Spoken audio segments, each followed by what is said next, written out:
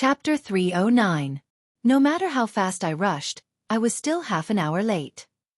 I was enlightened in anger to change the title. This is a contradiction between the details of the outline. Everyone, please don't mind. Shuelei was extraordinarily courageous and insightful when he saw the situation that went against normal aesthetics. His human instincts made his scalp go numb. He couldn't help but shiver. What kind of monster is this? Luonan didn't answer. On the other hand, Black Beetle turned his body a bit to face the two. He continued to speak from his throat. Pashasha. What Aka means is, sorry. Black Beetle enunciated these words perfectly. If one were to close one's eyes, one wouldn't be able to tell the difference between before and after. Even if one were to open one's eyes, it would still be the same person, as long as one could ignore the uncomfortable details. Right now, Black Beetle's behavior was one of incomprehensible restraint and politeness. His hands were a bit stiff as they protected his lower abdomen. They were slightly crossed, and his head was slightly lowered. He really did look like he was apologizing. Acting ahead of time has caused many links to be missed. The transformation still requires a process. Please forgive me. If it wasn't for the unnatural twitching of this fellow's facial muscles, if it wasn't for the fact that insect-like limbs would pop out from his mouth, nose, and even ears from time to time, Black Beetle's current behavior was simply like that of a well-trained etiquette officer. Comparing the front and back, comparing the inside and the outside, gave off a strange ghastly feeling that made one's heart go cold. Combined with Zhang Yingying's previous warning, Shuelei reacted to what was going on. He adjusted his position once more, shielding Luonan behind his broad shoulders. He faced the thing that was neither man nor insect directly and growled. Snake tongue. Before the transformation is complete, I really do need to deal with the two of you. However, personally speaking, I hope to engage in a few beneficial exchanges with Lord Luo during this short period of time. The one before him was Black Beetle on the outside, a mutated demon insect on the inside, and a bizarre existence whose will belong to Snake Tongue. It spoke in a seemingly courteous and frank manner. At the same time, its stiff body leaned forward slightly. It was as if it had adapted to the pronunciation.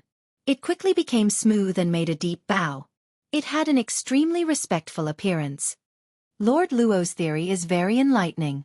It has broken through a barrier that has perplexed me for many years. I have learned much. Shuelei stood between the two.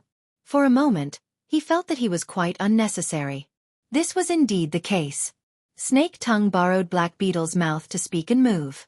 It was just a formality. Her telepathic thoughts treated Shuelei as nothing. She only stared at Luonan. I believe that Lord Luo should have his own set of gears as well, one that is also carrying out a wondrous coupling effect to see through the laws of life. But it doesn't work very well, does it?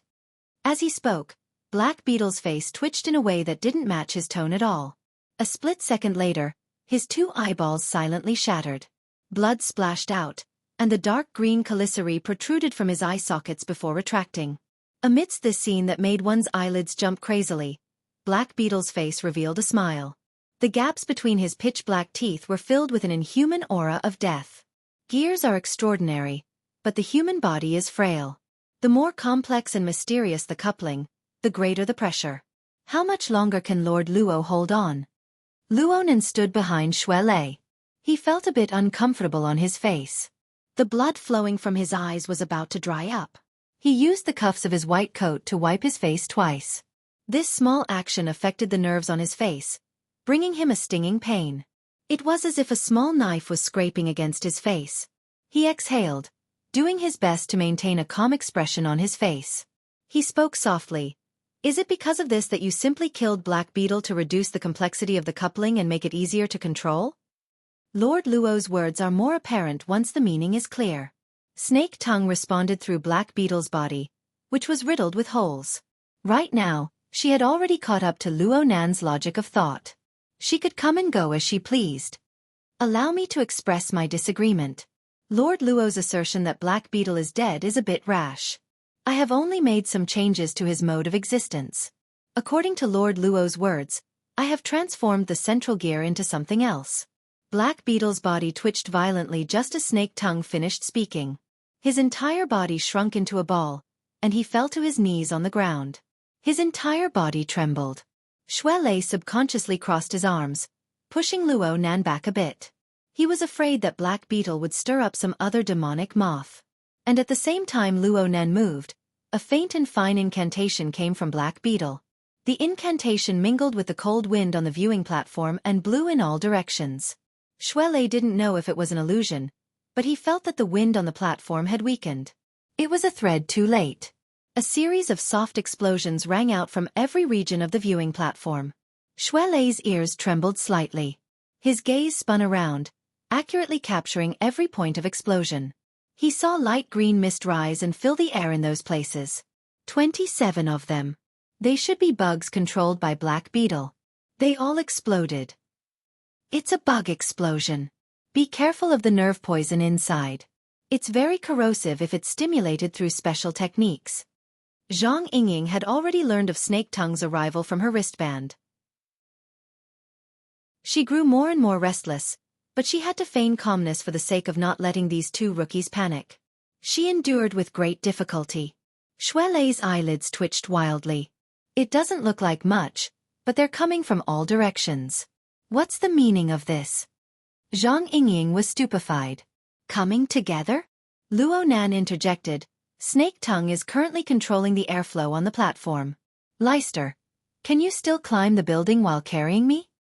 No problem. Even if there was, Shui Lei would still have to overcome it. Then we'll... Forget it. We're a step too late.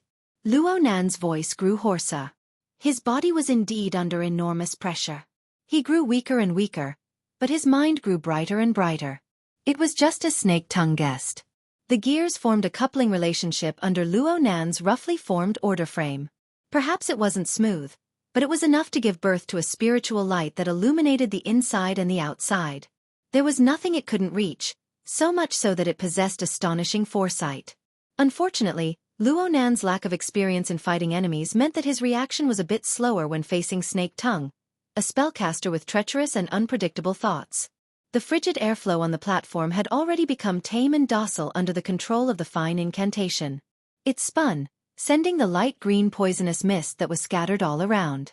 The mist pressed down on Luo Nan and Shui Lei's positions in layer upon layer.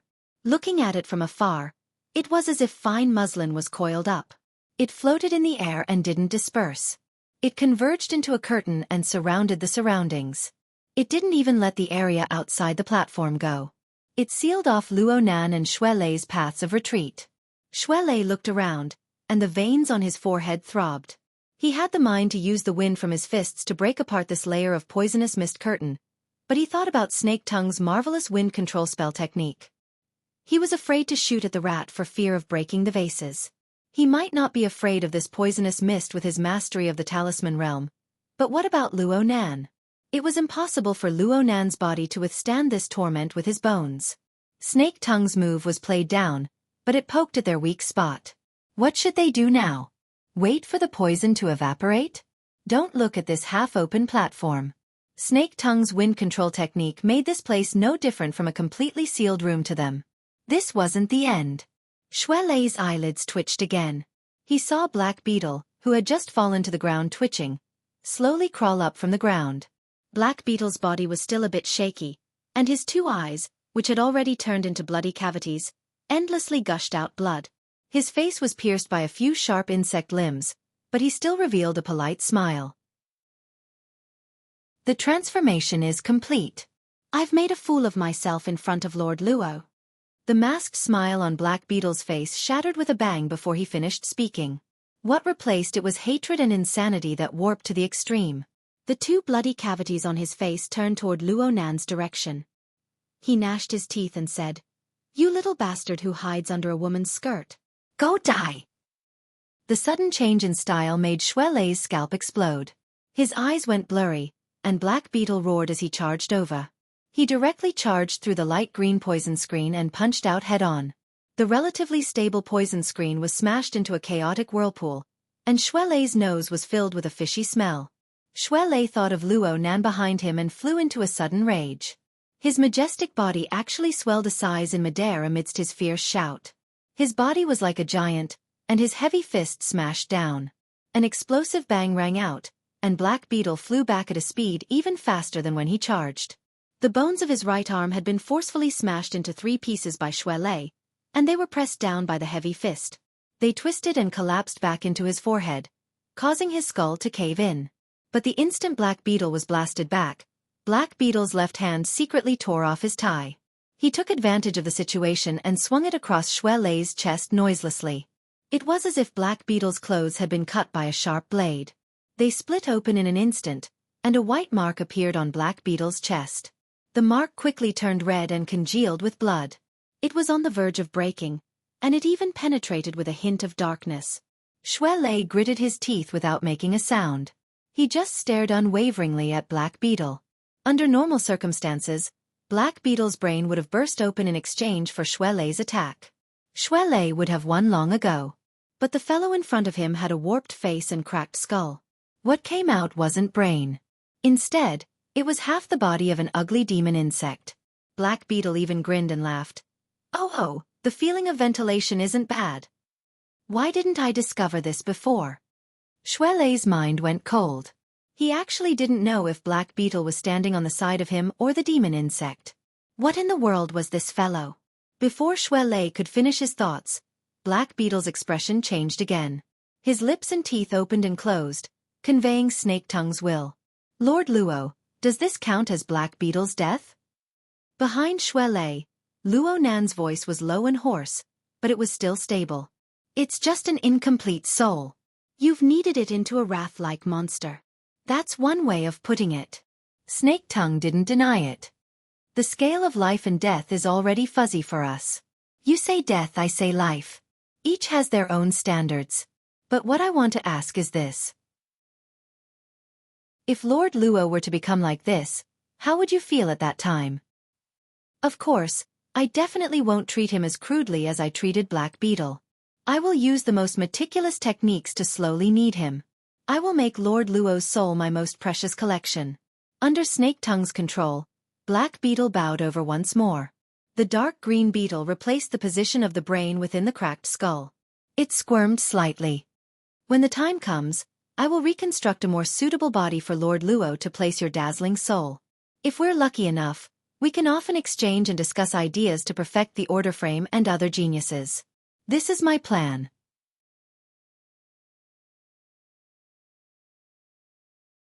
From my standpoint, and Wang's whereabouts and the like can't move me as much as Lord Luo's theory. Thank you very much.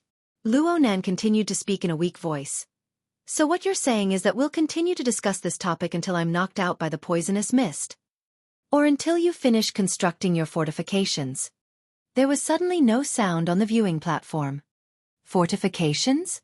Regardless of whether it was Shuelei, Zhang Yingying, or even Puppeteer, who was on the other side, they once again encountered a barrier to understanding. They were stunned for a time. Snake Tongue probably felt the same way.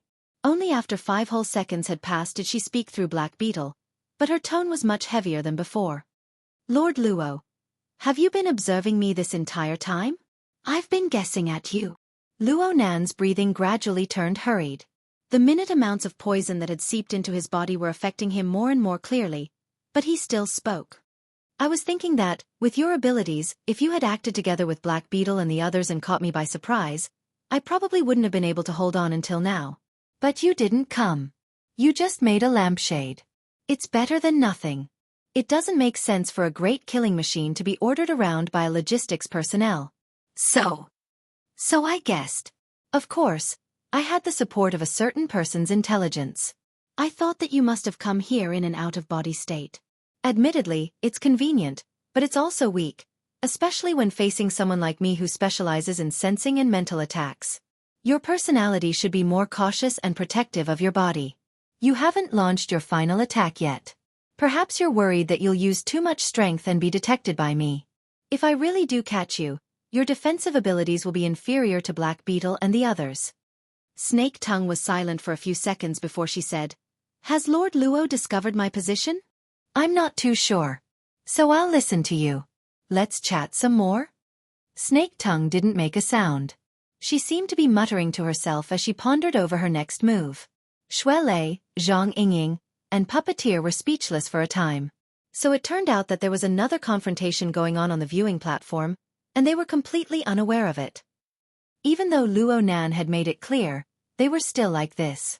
The gazes of Xue Lei and Puppeteer were all focused on Luo Nan's body, but they were unable to see any clues. Luo Nan's complexion was still not too good. The protective glass behind him was curved, making it uncomfortable for him to lean against it.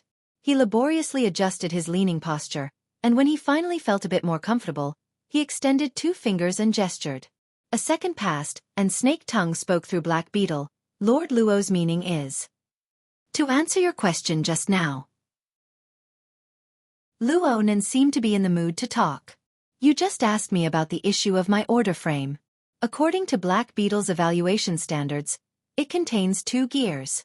One is large, and one is small.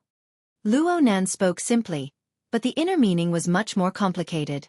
Of the 2 gears, the large one was the format pyramid. It was represented by the external neuron and the soul strength stored within it. Xiao Shenyu called it an external technique during his lecture. He said that it was like an enormous iceberg, its laws strict. The small one was the heart lantern of the eye's orifice. Luo Nan had made some progress in his 10 days of cultivation. It was an extension of his skeletal system, but it was not mature enough. It could only be considered a sampan floating outside the iceberg. The large and small gears had some sort of coupling relationship from the very beginning. Luo Nan channeled his soul strength from the format pyramid, causing the heart lantern of the eye's orifice to rapidly grow and strengthen. This was one of the reasons.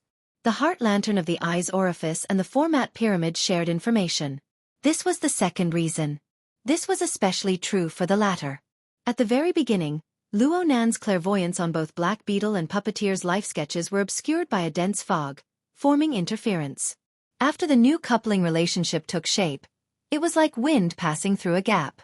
Light illuminated the earth. Most of the dark clouds and turbid mist were swept away from the two's life sketches, and even the entire Star River diagram. Layer upon layer was transparent, marvelous beyond compare. It was impossible for Luo Nan to speak of these details. Rather than saying that he was discussing with Snake Tongue, it would be better to say that he was using the process of speaking to further sort out his thoughts, which were gradually taking shape. Therefore, he didn't care whether or not Snake Tongue responded. He continued speaking, minding his own business. My problem lies in the fact that the 2 gears aren't on the same order of magnitude. They are too close to each other. They lack a reasonable structure. Even if a coupling relationship is formed, wear and tear is hard to avoid. He turned his face in the direction of the heavenly ocean lake and laughed. He had clearly exposed his shortcomings, but this rare expression made Puppeteer's heart tremble with fear. A special structure is necessary to form a linkage between gears of enormous difference in mass. An intermediate link is necessary. It's like the devil ray. It's rampaging through the crystal pillar, killing countless people.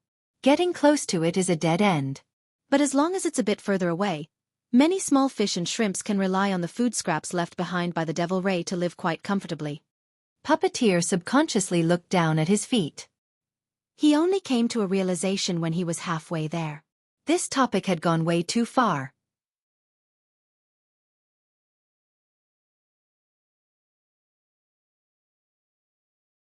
Chapter 3:11.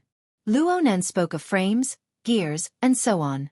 His pretentiousness had truly risen. He paired it with a few professional terms, greatly increasing the effect of scaring people. Snake Tongue was silent for a time. She was probably re-evaluating Luo Nan's state. As for Xue Lei, he wasn't too clear on what was going on, but Luo Nan's appearance made him let out a long breath. His entire body relaxed. Nanster, you're amazing. Most of Xue Lei's thoughts were on Luo Nan when he was surrounded by the poisonous mist. The feeling of apprehension and fear was truly unpleasant. It was difficult for him to display his abilities to the fullest. Most of his worries were gone now, and the pressure on his mind was lifted. The energy of his entire body became much smoother.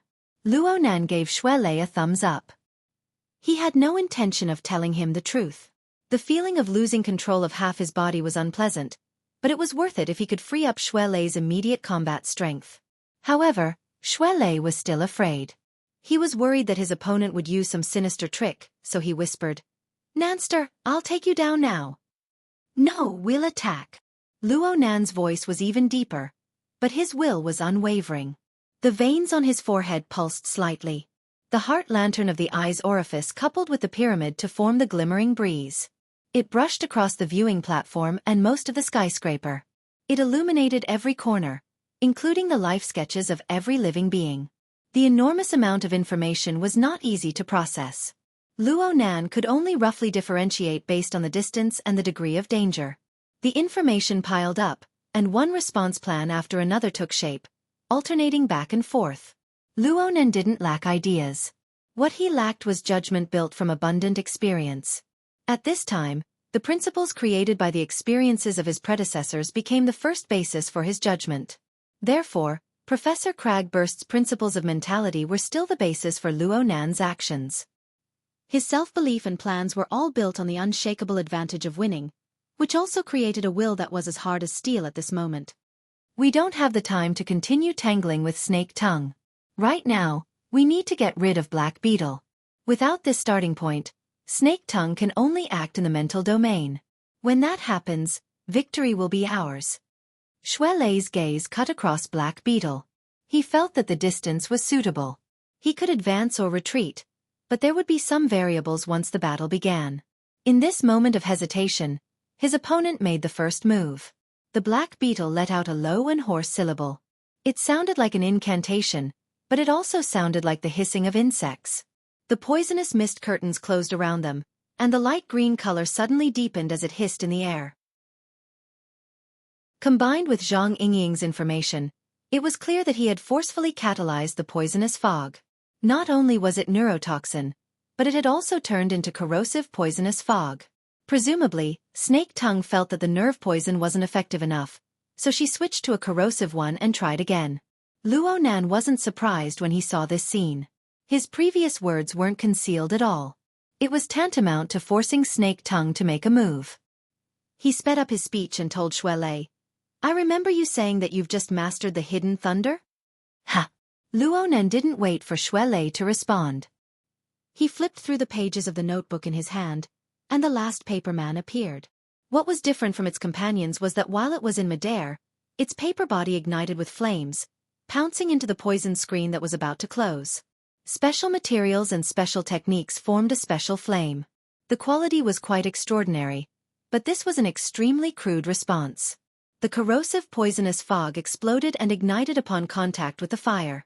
Large amounts of sparks sputtered out, and the toxicity violently evaporated. For a time, Shui Lei's eyes and nose were filled with the smell of fire. His scalp felt like it was going to explode, and he finally understood Luo Nan's intentions. He gritted his teeth and let out a deep roar. The energy around his body was restrained, and then it erupted explosively.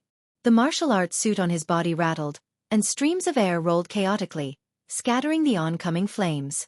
This move could prevent fire, but it could not prevent poison. The poison was instantly activated, and it was several times more intense than before. Even Shui Lei felt his limbs go numb. Fortunately, his body was illuminated by the bright glyph. Soon, these negative feelings were completely suppressed and cleanly swept away. Shui Lei was most worried about Luo Nan. Right when he was about to turn around, someone pushed him on the back. "Make it quick." The push wasn't strong, but it was direct and efficient. It wiped away all distracting thoughts from Shui Lei's mind. Shui Lei growled. He relied on his powerful body to forcefully break through the area of sparks and smoke, charging upward. Luo Nan's body subconsciously wanted to slide down as he watched Shui Lei's figure pounce forward. His already chaotic vision became even more blurry. But soon, the format pyramid and the heart lantern of the eye's orifice coupled to form the glimmering breeze. It blew through his orifices and illuminated his body. Everywhere it passed, the feeling of numbness was greatly alleviated. Strands of heat evaporated, giving him a bit more strength. In the end, he was able to steadily lean against the protective glass. He didn't reveal any fear. Deep within the mental plane, there was a strange shadow hiding behind layers of defense. It was impossible to detect any flaws. Shui Lei's charge was a move that reversed the situation. Black Beetle had pressed forward to a certain distance, but Shui Lei suddenly pounced forward. His powerful explosive strength made him seem like a fierce tiger crossing a ravine. He screamed as he arrived, and the stellar energy around his body directly tore apart the remaining smoke and poison screen midway. Black Beetle's control over the poison mist was completely broken, but his footwork was still erratic. He made timely missteps, allowing Xuelei to charge at him head-on. Xuelei's gaze was fierce. His tall and sturdy body instantly made a half-turn like flowing water. His shoulder struck and his elbow struck, drawing out a torrential storm of close-quarters combat. His small range of shifting changes was actually not much inferior to Black Beetle's. Black Beetle's reaction was still inferior to his normal state. He dodged the shoulder strike, but he couldn't dodge the elbow strike. His body suddenly stiffened. Xuelei seized the opportunity. A low roar burst forth from his throat. Full of energy, he punched out, followed by another. Black Beetle's shoulder, neck, and face suffered heavy blows. At first, there was no sound, but after 3 punches, there was suddenly the sound of thunder. The blows penetrated his skin and flesh, penetrating his brain. The latent energy exploded, and Black Beetle's ugly and deformed head swelled up and then exploded. Within the shattered skull, the beetle's body suddenly shriveled as if it was about to explode. In reality, it had used this to avoid most of the pressure from the punches. It forcefully shrunk downwards, following the broken blood vessels in Black Beetle's broken body. This scene was demonic and terrifying. However, Xuelei, who had entered battle mode, turned a blind eye to it. He only followed the flow of energy and hammered down with another punch. The sound of thunder rang out once more. The shoulder, neck, and chest of Black Beetle's broken body were severely deformed and caved in. It was no longer humanoid. Any normal person in such a state would have died 100%. However, Xuelei still didn't feel too good. His gaze locked onto Black Beetle's broken body, and he hammered down again. But at this time, Luo Nan's telepathic thoughts directly entered his mind. Retreat! Xuelei didn't even think when he was stimulated. He withdrew his fist force and his figure flashed back. Black Beetle's severely caved-in chest suddenly swelled at nearly the same beat as Xuelei. It looked like his entire body was about to explode, but before it could explode, it was forcefully restrained by an incorporeal force. In the end, only a bloody mist erupted from Black Beetle's neck, which had already turned into rotten flesh. The bloody light hissed in the air. A portion of it sprayed toward Xuelei's head, but Xuelei's fist force burst forth, forcibly shaking it away. Xuelei's expression didn't relax after escaping from danger. He suddenly turned his head to look at Luo Nan, just in time to see the inexplicable flash of lightning in his best friend's blood-red eyes. Before Xuelei could understand what was going on, a despairing cry rang out in his ear. Ah! The ugly green-shelled beetle emerged once more from the upper half of Black Beetle's broken body. Half of its body fused into the damaged flesh, while the other half, including its head and the hard shell on its back, emitted fiery smoke. The light of flames curled upwards, faintly forming the shape of a human struggling in pain. It was Black Beetle's wraith. Perhaps Black Beetle was clear-headed at this moment, but his resentful emotions had already been reduced to the surface. His screams were filled with despair and fear. His screams were born from his current state of being neither human nor ghost. Snake tongue! Snake tongue! All of Black Beetle's vocal organs had been cleanly destroyed. His screams were actually the materialization of intense negative thoughts. They were like curses, but they were also like begging. Many thanks for your help. An extraordinarily gentle and refined voice quietly entered Black Beetle's ears like a gentle breeze. She used the airflow of the viewing platform as a musical instrument to play, and faintly discernible thoughts seeped in to produce sound. Who would have thought that this was Snake Tongue? The milder Snake Tongue's reply was, the more intense Black Beetle's reaction became. The intense emotions made the light of the flames burn even more. But no matter what, Black Beetle was just a potted plant in a flower pot of flesh and blood. No matter how it twisted and struggled, it couldn't break free. It couldn't die. It just swayed back and forth with its ruined body. The scene sent chills down one's spine. Snake Tongue didn't have the leisure to chat with a fellow whose self-awareness was about to be extinguished. Her tone grew all the more relaxed and gentle. Indeed, many thanks to Black Beetle. He allowed Lord Luo to display his strengths, and he allowed me to use this method to come into contact with Lord Luo. Xuelei didn't really understand what Snake Tongue meant, but when he heard her tone and the change in her previous sinister methods, he instinctively felt that something was wrong. Nanster. Luo Nen leaned against the protective glass. His blood-red eyes locked onto Black Beetle. The blood that had just stopped flowed down once more, dripping from his chin onto his white coat. Soon, an eye-piercing mark appeared. Black Beetle's body had swelled to the point of explosion just now. Luo Nan had used his soul strength to forcefully interfere with Black Beetle's central gear, forcefully pressing it down. Otherwise, what sprayed out wouldn't have been a bloody mist. Instead, it would have been a standard flesh bomb. Xue Lei might not have been able to withstand it, and Luo Nan would not have been able to withstand the rapidly spreading toxins in the environment. Luo Nan's interference technique was extremely ingenious. He had to have the ability to clearly see through the enemy's foundation. Only then could he do it. However, Snake Tongue was the manipulator of the other side. She had long since buried a trap here. Luo Nan's soul strength had just seeped in when she firmly locked it in place.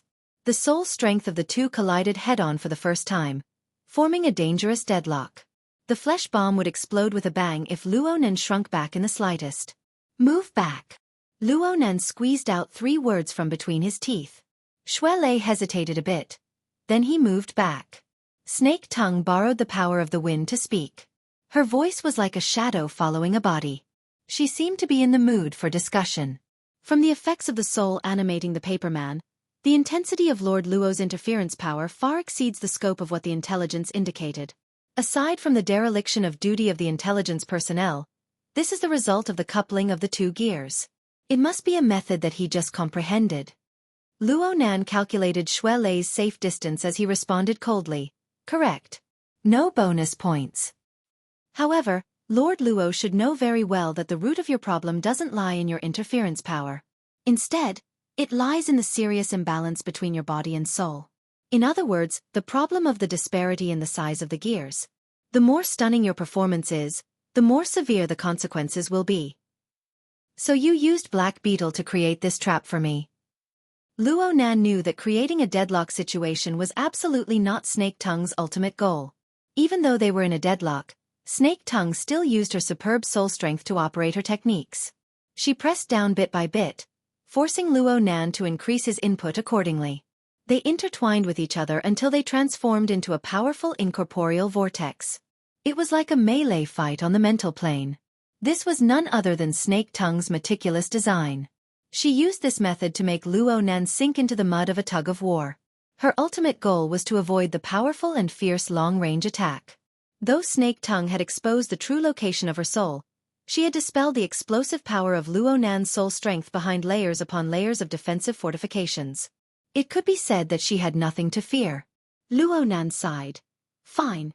I want to say that you distorted the central gears to forcefully realize the mutual effects of the 4 gears on Black Beetle's body. This is absolutely not coupling. Yes. This kind of structural relationship is crude and low-level. It lacks beauty. Snake Tongue's voice was gentle. She sounded more like a teacher reciting beautiful poems. Things don't go as one wishes in the world. In the end, we still need to use the most realistic method to solve problems. Therefore, I used a low-level structure to draw in Lord Luo's interference to restrict your soul strength. Next, I will use this unaesthetic form of wrestling to touch the limits of your body bit by bit until it completely collapses. Perhaps it will be hard to retain your light of wisdom like this, but I can still add a top-notch collection to my collection. Collect your ancestor. Xue Lei angrily spat back. His eyes stared fixedly at the remains of Black Beetle's wraith. Even though he didn't understand the details, he knew that the most crucial point was there. It didn't matter if it was a hook or a trap. It was nothing once it was smashed. Though Xue Lei's figure was still moving back, it was smaller. He could counterattack at any time, and his speed would absolutely give his opponent a pleasant surprise. But Luo Nan called out to him once more. Leister, calm down. It's rare to have someone to chat with. Luo Nan's body couldn't hold on any longer as he spoke. He slowly slid down and sat on the ground. Xue Lei turned to look, and his face flushed red when he saw this. His teeth were about to shatter from gritting them. But even so, Luo Nan still made a pacifying gesture towards him, wanting him to come back. Just as Xue Lei was gritting his teeth and struggling, Luo Nan raised his face slightly. He faced the location of Snake Tongue's soul true body and spoke softly as if he were chatting. Miss Snake Tongue, I must correct one of your views. Coupling relationships are divided into coarse and fine, low and high, but most of them are divided into existence and non-existence. If there is, then there is. If there isn't, then there isn't. You can't use coarse and low level as an excuse. Do you agree? Snake Tongue didn't feel any emotion of admiration when she saw that Luo Nan was able to maintain his composure in the face of a hopeless situation. She just went over her design from beginning to end once more and reconfirmed the strength of the fortifications. Only after everything was confirmed did she laugh softly. Lord Luo's way of speaking has a sort of arrogance to it. Can I understand that you are the only person who can explain your mother's research field? Luo Nan really did think it over carefully for a moment before shaking his head and saying, not necessarily. Then, Lord Luo is deliberately creating a topic to stall for time and wait for reinforcements? Luo Nan was stunned for a moment, then he immediately said, can't we just discuss the matter as it is? Coupling wasn't a basket that anyone could fit into. An overly broad definition would only diminish its value. Just like the flesh bomb you created, you're only creating conflict and chaos, but you're stingy in building a new order. If you insist on your view, then I also insist that you really don't understand coupling. Over at Heavenly Ocean Lake, Puppeteer had already reached his limit before Snake Tongue could respond. He's just stalling for time. A military shuttle is rushing over. Look at the lights. At the end of the pitch-black curtain of night, nothing could actually be seen. However, it was already the peak hour of work. The lights of the vehicles were a bit chaotic. With the relevant experience, it was very easy to determine that these vehicles had received the message to make space for a military police ship that had temporarily cut in line to land. Snake Tongue was calm and collected. It doesn't matter. In the current situation, unless the 3 heavyweights of Xia City rush over, no one will be able to help him out. Puppeteer nearly cursed out loud. You're a soul body. You can come and go as you please. I need time to retreat. He forcefully suppressed his emotions back into his stomach. He also understood that he couldn't keep playing with someone like Snake Tongue, so he decided to retreat first. Puppeteer shot a glance at the fuse that was already on the verge of death. This person was already useless. Forget it. I've done my part. I'll help you one more time. You guys play slowly. I won't keep you company. Yeah, before that, I need to leave behind a few beautiful memories. Puppeteer faced Luo Nan and Xue Lei with a smile as brilliant as the sun, revealing a mouthful of white teeth. Then he contacted Tank through his wristband, who had yet to appear. Hello, Tank. Do something that leaves a deep impression on people. Like lighting a fire or something. Luo Nan's drooping eyelids suddenly twitched twice. Xue Lei was stupefied for a moment before he suddenly came to a realization. He hastily turned his head to look at the distant wetland jungle. However, the sky had long since darkened. What could he see? Even so, it was impossible to count on the kindness of this group of people.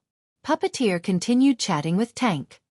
If time is a bit tight, then just burn the top. Pay attention to destroying the fire system first. Holy crap. That fast? Okay, I'm just talking nonsense. I trust in your professional level. F***CK.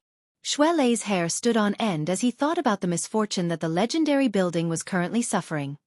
He cursed loudly. Snake Tongue, you dare? Puppeteer shrugged. None of her business. This has nothing to do with me. Snake Tongue's voice was as gentle as before. However, regret is a hook buried within one's memories. It can always pull out the most moving tastes in the world. I don't mind painting my collection with a layer of tragic colors. Puppeteer cursed her inwardly for being unreasonable. His gaze behind the diving goggles swept past Xue Lei, who was practically on the verge of burning. There was also Luo Nan, who was sitting on the ground. Only his blood-red eyes faced Luo Nan, who had an expressionless face. Hiss, steady. You're pretending to be like this to purposefully disgust people, right? Fine, we'll be disgusted by each other. Puppeteer's smile grew even wider. Fine. You guys chat slowly. I'll be leaving first. Oh, thank you, Snake Tongue. You saved me the expense of a fuse. As he spoke, his thumb, which was gripping Tianxi's slender neck, rose slightly. He forcefully moved the woman's chin, forcing her to regain a bit of clarity. Emotions of fear surfaced once more within Tianxi's hazy and dazed pupils. Puppeteer smiled in satisfaction and whistled again. The water of the heavenly ocean lake rumbled, and the devil ray restlessly slapped the surface of the water. Its enormous mouth split open, and it looked at the figure above, drooling with desire. Puppeteer laughed softly, but he deliberately raised his voice. This is your reward. Drag it down and enjoy it slowly. Don't be too anxious. Let the people on every level take a look. Let our Mr. Luo have ample time to consider. His mother's work or his lover's life. Which one should he save first? Or perhaps he can't save either? Puppeteer's gaze pointed at Luo Nan once more.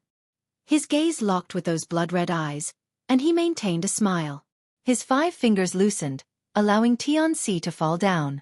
The water rumbled, and the devil ray slapped its pectoral fins. It leaped up, its large mouth opened with fine teeth, and it faced the figure above. It was in this instant that Puppeteer saw the blood overflowing from Luo Nan's eyes, as well as the marks that continued to be engraved on his face. Puppeteer's heart was incomparably satisfied. His index and middle fingers, which had just been freed from the burden, streaked across Luo Nan's forehead, sending a greeting. We'll never meet again. Puppeteer gently leaped up, heading toward the dome. He was just about to cross over the frame steel beams when he heard the muffled sound of falling into the water. The clear difference made his heart skip a beat, and he instinctively lowered his gaze. He just happened to see the devil ray unfurl its pectoral fins that exceeded 15 meters in length. It was like an enormous demonic bat as it soared into the air and landed beneath Puppeteer's feet. Why did it fly so high? Hold on. Was that the sound of water? Puppeteer's gaze shifted, and he saw a velvet skirt temporarily bulging from being soaked in the water within the undulating waves of the heavenly ocean lake. Get out of the way! Snake Tongue's unprecedented warning exploded, causing Puppeteer to shiver in shock. However, this did not hinder his instincts, which had been tempered over and over again, from forcefully shifting his position. And at nearly the same time, another deep shout exploded directly on the soul plane. Puppeteer! Puppeteer knew that he absolutely should not be distracted, but the fierce and cold blade that penetrated the depths of his soul forced Puppeteer to turn his head. He locked eyes with the blood-filled eyes in the distance. Lightning tore through the turbid blood, dazzling to the eye. Even though he was wearing diving goggles, Puppeteer still instinctively squinted his eyes. It was as if he really could see a lightning spear flickering in the night sky, heading straight for his chest. At this moment, all his instincts and tempering were annihilated in a puff of smoke under the soul-tearing attack.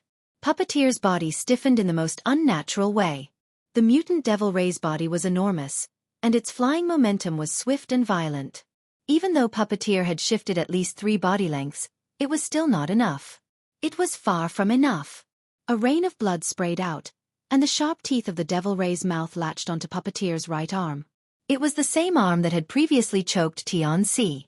In an instant, Puppeteer's limbs were separated. Then came the impact of the pectoral fins and wings. The hidden mutated barbs directly pierced through Puppeteer's chest, piercing in along with 2 rows of ribs. The sharp pain caused him to sober up a bit. He kicked with all his might, and he actually managed to borrow some strength to fly to the side. However, the over 10-meter-long tail of the whip buzzed as it lashed out, bringing with it the sound of chains shaking. The heavy whip struck Puppeteer right in the face. His diving goggles shattered and splattered, revealing Puppeteer's bulging eyes as well as his exceptionally incredulous expression. In the blink of an eye, all of this was torn to pieces by the powerful pressure that burst forth. Only a headless and mutilated body fell straight into the heavenly ocean lake. Waves of blood came and went, and very soon, it was completely diluted.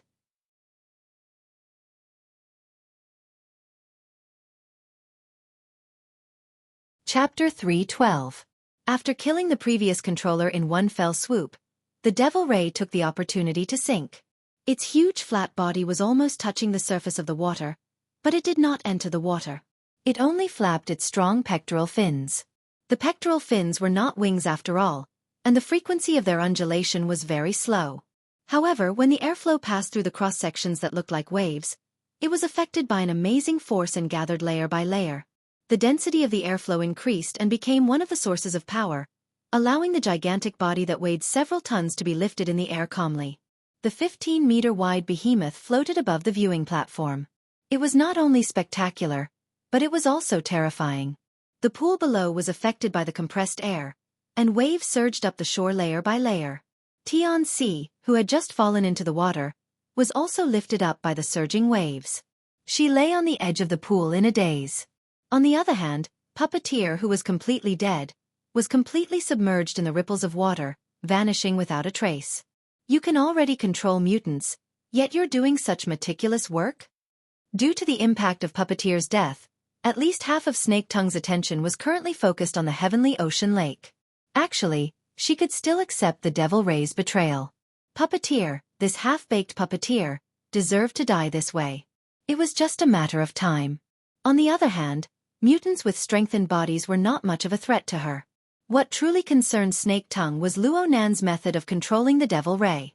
Based on the Devil Ray's performance, it was able to clearly distinguish between a person who had fallen into the water. It had sent Tianxi to the shore and let Puppeteer's corpse sink to the bottom. The rarest thing was to follow one's natural instincts and make use of the impact of the waves.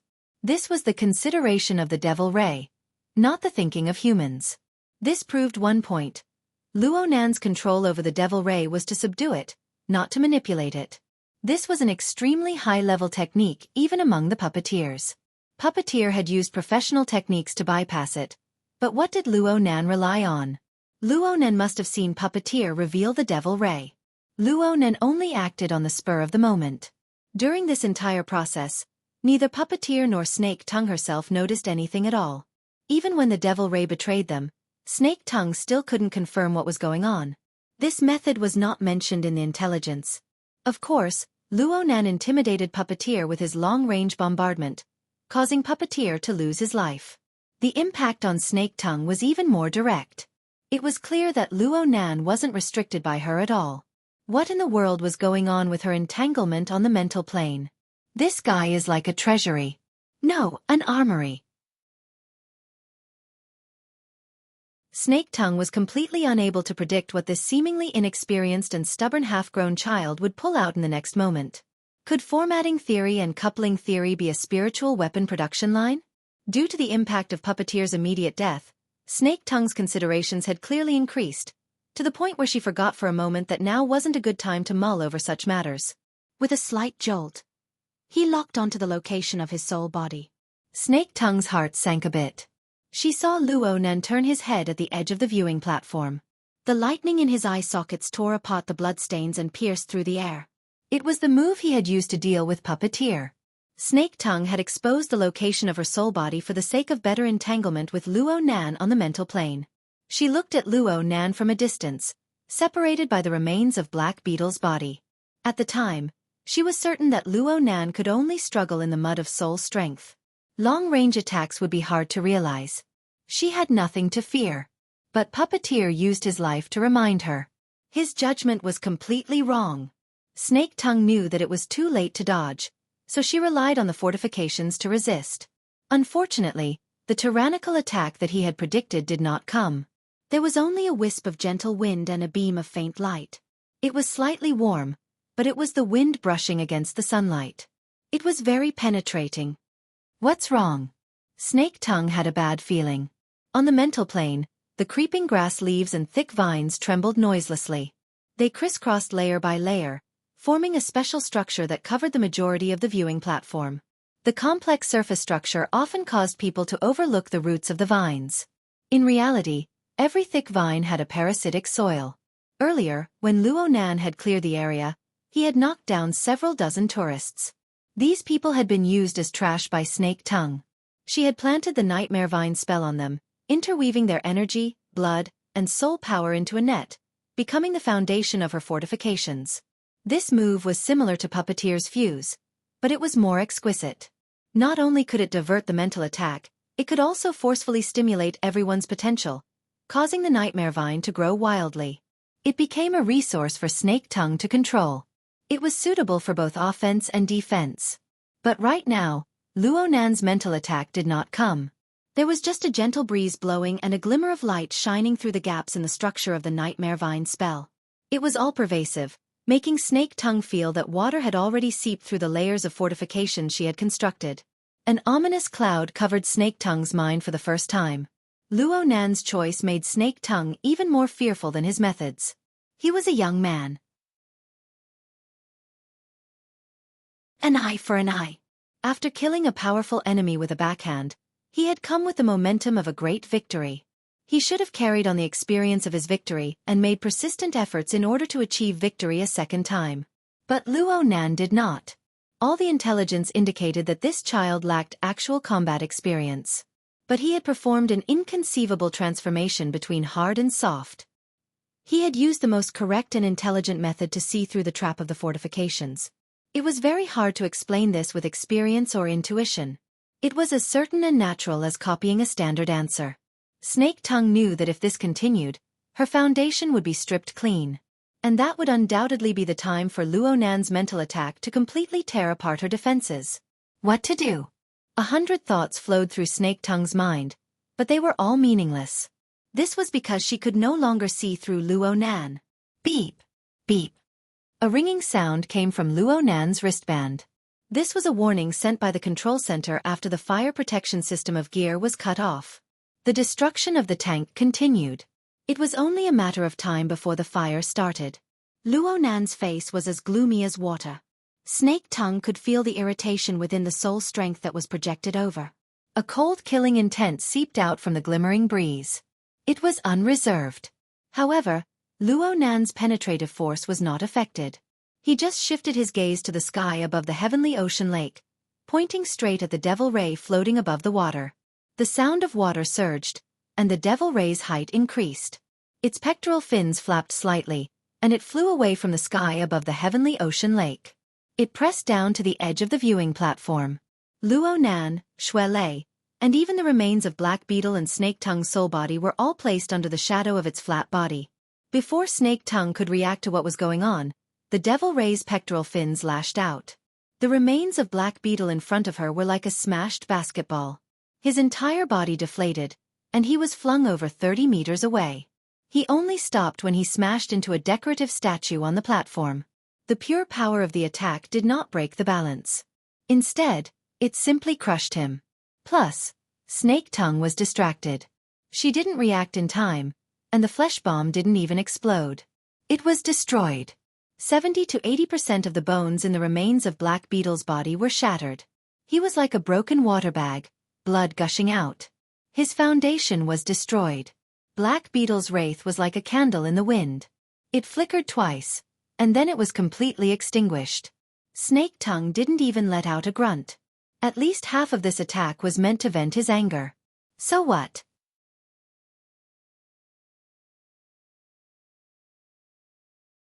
The heavily chained crow invaded the Star River scene of Luo Nan's mental clairvoyance, locking onto the life sketches of the Devil Ray. It pierced through every star, weaving them into an even more abstract three-dimensional picture. Amidst the deep vibrating sound, the Devil Ray no longer had a domain of freedom that belonged to it from the inside out. It could only lower its head. Luo Nan extended his hand and lightly touched the side of its pectoral fins that were flipping like waves. The outside was wrapped in a layer of mucus. It was cool and smooth to the touch, but the force was not light. It jolted Luo Nan's palm numb. You're Nanster, don't.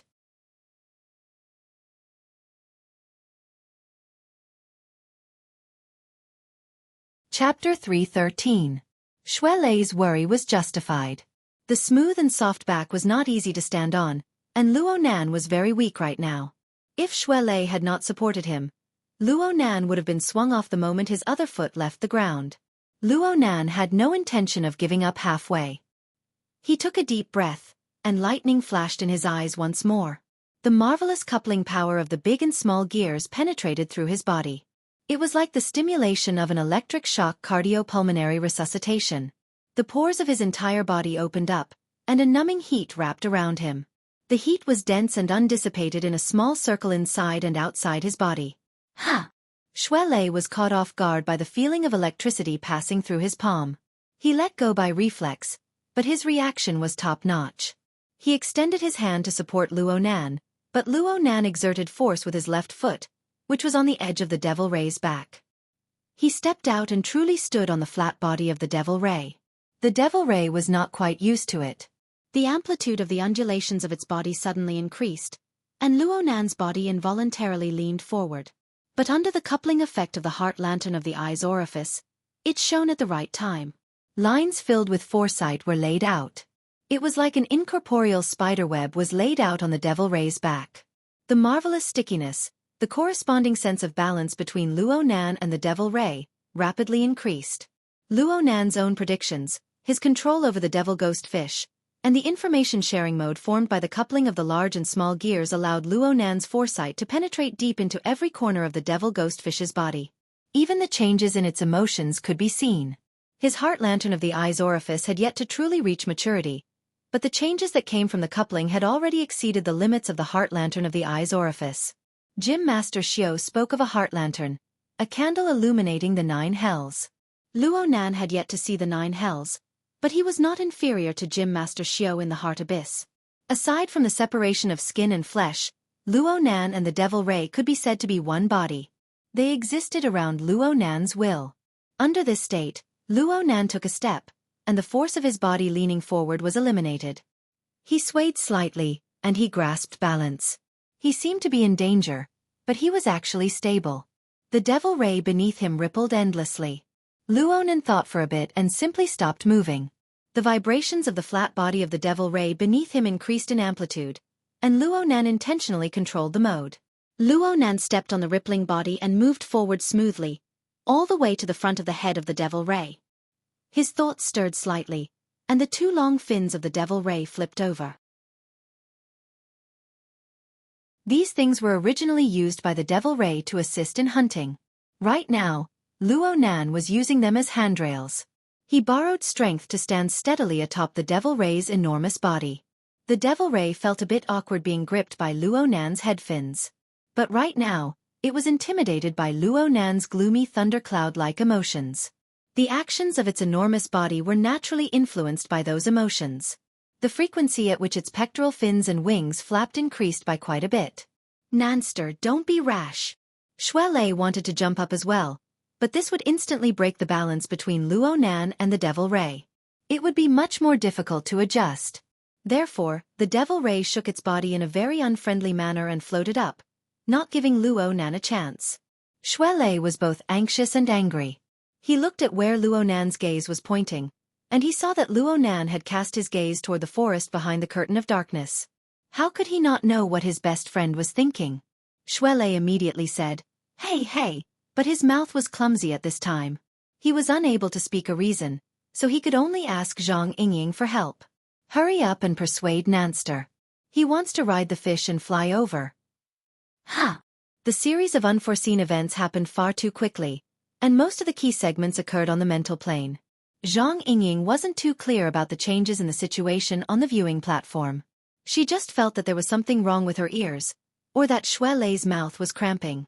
Luo Nan actually took the initiative to contact her just as she was confused. Give me information on Tank. Tank. I say you. Immediately. Luo Nan's voice wasn't loud, but it was so heavy that it made one's heart flutter. Zhang Yingying felt inexplicably weak. She mumbled, That fellow's physical qualities are excellent. His hard body skills are especially outstanding. He can temporarily increase his defensive power. That's all. Strong defensive power, huh? Luo Nan looked as if he understood something. What's going on over there? Hey Luo Nan, you. Oops. Before Zhang Yingying could finish speaking, a terrifying deep howl rumbled over from the other side. Her heart suddenly clenched, and she felt her blood sink. Her brain went dizzy, and her entire body felt bad. She practically cut off the communication by reflex. Her body felt better this way, but when she came to her senses, she could only look at the disconnected communication display and slap her head. On the viewing platform, the Devil Ray rose 7 to 8 meters into the air. It suddenly opened its enormous mouth, and at the same time, its lower abdomen had 2 rows and 4 rows. A total of 8 cracks opened up. This was where the gills of a normal Devil Ray should be. However, after the mutation, there were already some mutations. Right now, traces of the flesh and blood of the fish in the crystal pillar still remained on the gills. The vicious aura of a mutant was displayed to the fullest. A low-frequency howl rang out from the gap between its enormous mouth and its gills. The deep howl spread in all directions under the push of the enormous sound pressure. It was like a heavy train passing by, rumbling and vibrating. It caused every frame structure and protective glass on the viewing platform to tremble violently. It was like an earthquake had just happened. However, this deep howl only lasted for less than 5 seconds before the platform suddenly went silent. It did not stop, but the frequency of the sound waves had already sunk below the boundary of 20 Hz, entering the domain of infrasonic waves. The sound waves conducted in the air did not directly affect Snake Tongue, but they still left her stunned. Infrasonic waves had powerful penetrative power, and they transmitted information accurately. Many life forms in the ocean used them to sense danger and determine direction. However, it was relatively rare to see a mutant that could actively emit powerful infrasonic waves. In theory, the Devil Ray was an enormous mutant. Its pure fleshly strength was already close to A rank, and its fleshly body was flexible and tough. As long as it was used properly, it could use its empty cavity to emit sound. High and low frequencies were not difficult. It was understandable. The crux of the matter was how it was used. Perhaps the Devil Ray possessed the physical conditions to release shockingly powerful infrasound waves, but this was definitely not its innate ability. Even after it had mutated, it was still the same. Otherwise, its method of hunting for food would have undergone an astonishing change.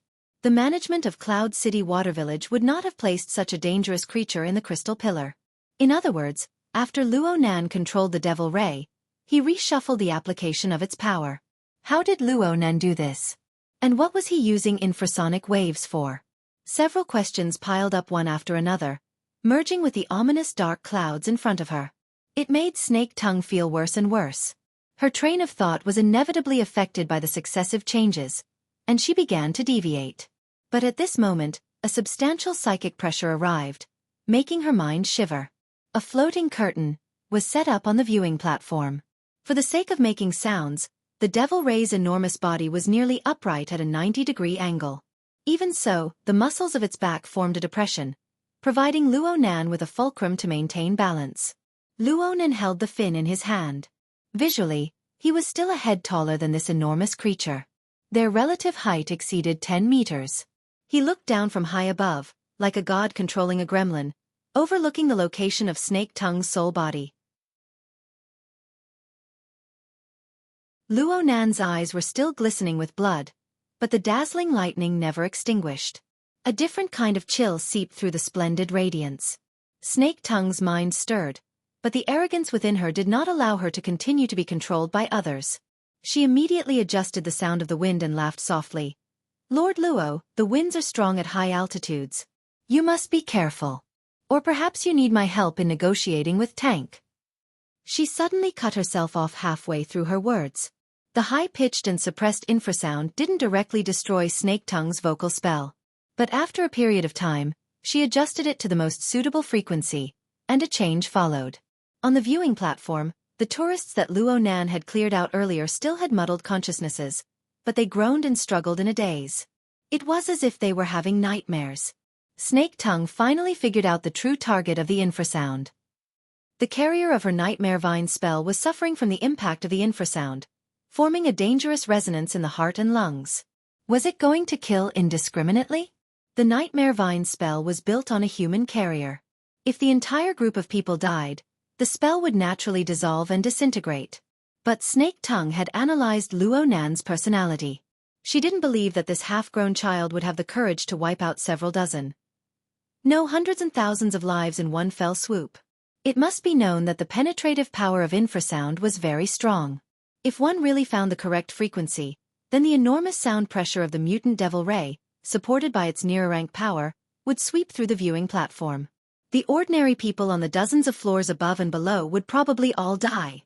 But looking at Luo Nan's posture, could it be that the destruction of his mother's work had stimulated Luo Nan to the point of losing his rationality? Snake Tongue really didn't dare to confirm this as she looked at the bloody light and interweaving lightning and fire in his eyes. A second passed, or maybe even less, before she suddenly heard Luo Nan speak. "I shouldn't waste time on you, but I need to practice." Luo Nan's straightforward narration was devoid of emotion. It displayed that Luo Nan still retained his rationality, But this bit of rational strength was unable to wrap around the restless killing intent within. Snake Tongue didn't understand what he meant by practice, but she soon discovered that Luo Nan had excellent control over the infrasound, whether it was in the intensity of the sound pressure or the range of influence. Luo Nan used a technique that Snake Tongue was completely unable to understand. Separated by a layer of devil ray, he realized this precise operation. This caused several dozen people to walk on the line between life and death, but they didn't collide with the line. Soon, the effects of this technique manifested. The resonance of the heart and lungs wasn't fatal, but it caused the blood and energy of the unconscious people to roil. It affected their nervous system functions, causing all sorts of discomfort. This resulted in chaotic thoughts and a terrible unstable state of mind while they were unconscious. Snake Tongue cried out to herself that this was bad. The main functions of the fortifications formed by the Nightmare Vine spell were to divert and suck blood. The latter, in particular, required a powerful external force to stimulate the potential of the target. Then the potential was extracted to strengthen the spell. However, Luo Nan's actions had turned the blood and energy of the person into a mess. What potential was there left? One or two wasn't a big deal, but several dozen people were all like this. Even a curse master like Snake Tongue would find it hard to control them in a short amount of time.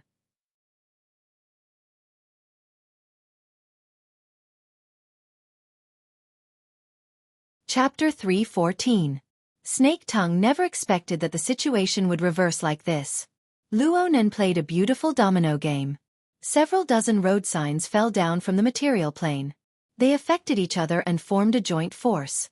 They inconceivably and logically affected the mental plane, warping and deforming the defensive structure of the Nightmare Vine spell.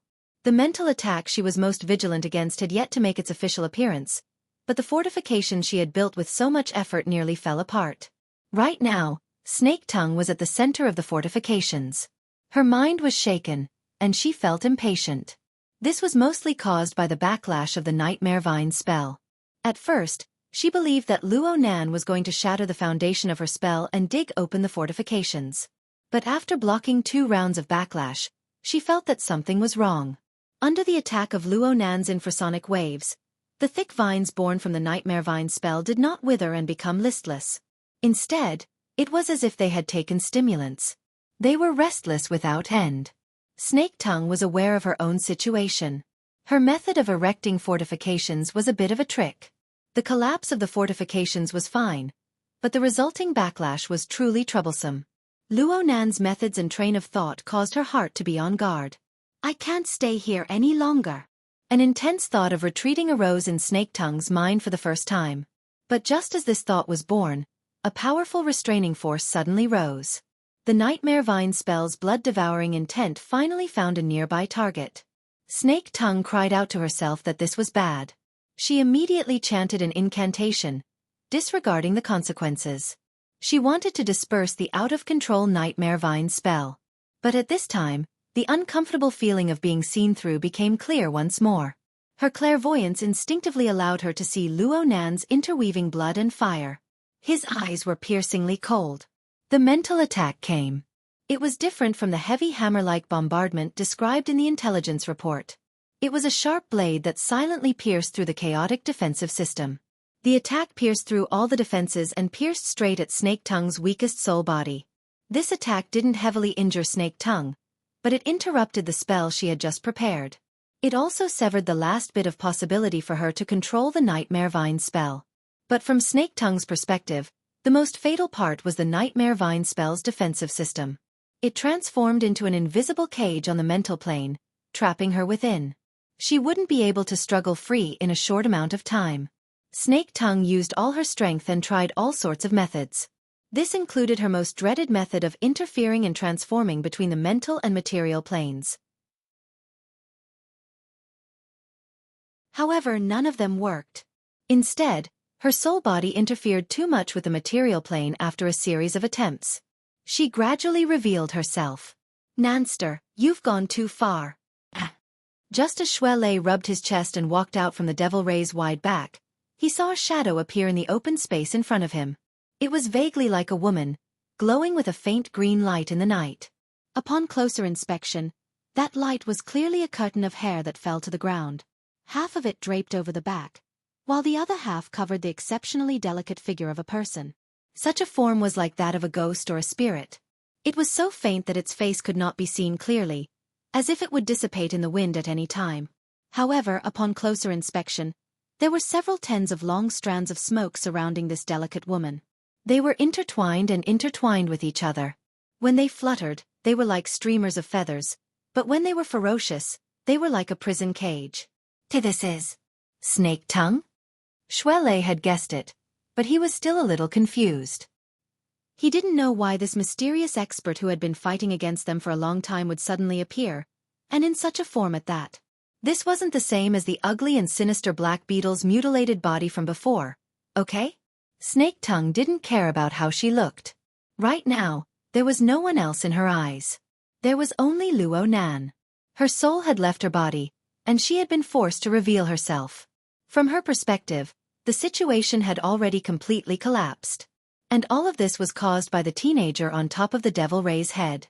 Compared to the result, Snake Tongue was even more unable to accept the process. She didn't know at least half of the methods Luo Nan used from the moment he truly unleashed his strength. In other words, she was muddle-headed and ended up in such a state. The most absurd thing was that her and Luo Nan's soul strength were still entangled. But what was the point of this entanglement? The feeling Luo Nan gave her was that he was clearly using a single pinky finger to hook her in place. The rest of his body was casually toyed with. And this was the effect that Snake Tongue believed she could achieve. It wasn't that she had never experienced this sort of experience before, but she never thought that it would reappear on the teenager's body. This was not a reflection of strength, but a difference in insight and realm. Snake Tongue composed herself slightly. It could be said that she had suffered a crushing defeat in today's match. However, it was too early to say that she was consigned to eternal damnation. She was someone who had experienced the affairs of the world for a long time. She soon adjusted her state of mind. She no longer thought of struggling, nor did she conceal her figure.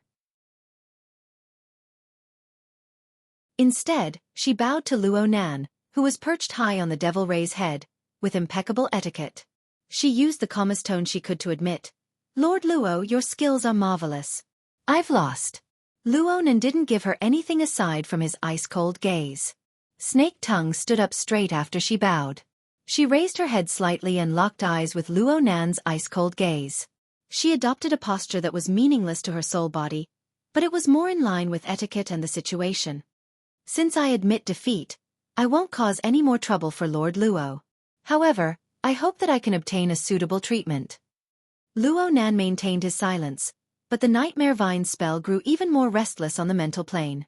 It was the most direct response. Even on the material plane visible to the naked eye, the dark smoke surrounding Snake Tongue's soul body increased by 30%. The intertwining grew more and more obvious. Snake Tongue's mind went a bit cold, but she still tried to use communication to resolve the problem. She tossed out a bargaining chip. "Lord Luo, I can order Tank to stop right now. I'm going to kill him." Luo Nan's simple words nearly caused Snake Tongue to swallow back her words. She was stifled for a second before she responded, "Lord Luo, please don't be impulsive. I want to save your mother's precious work as soon as possible. That's the most." The whistling sound of the wind crushed Snake Tongue's words to pieces.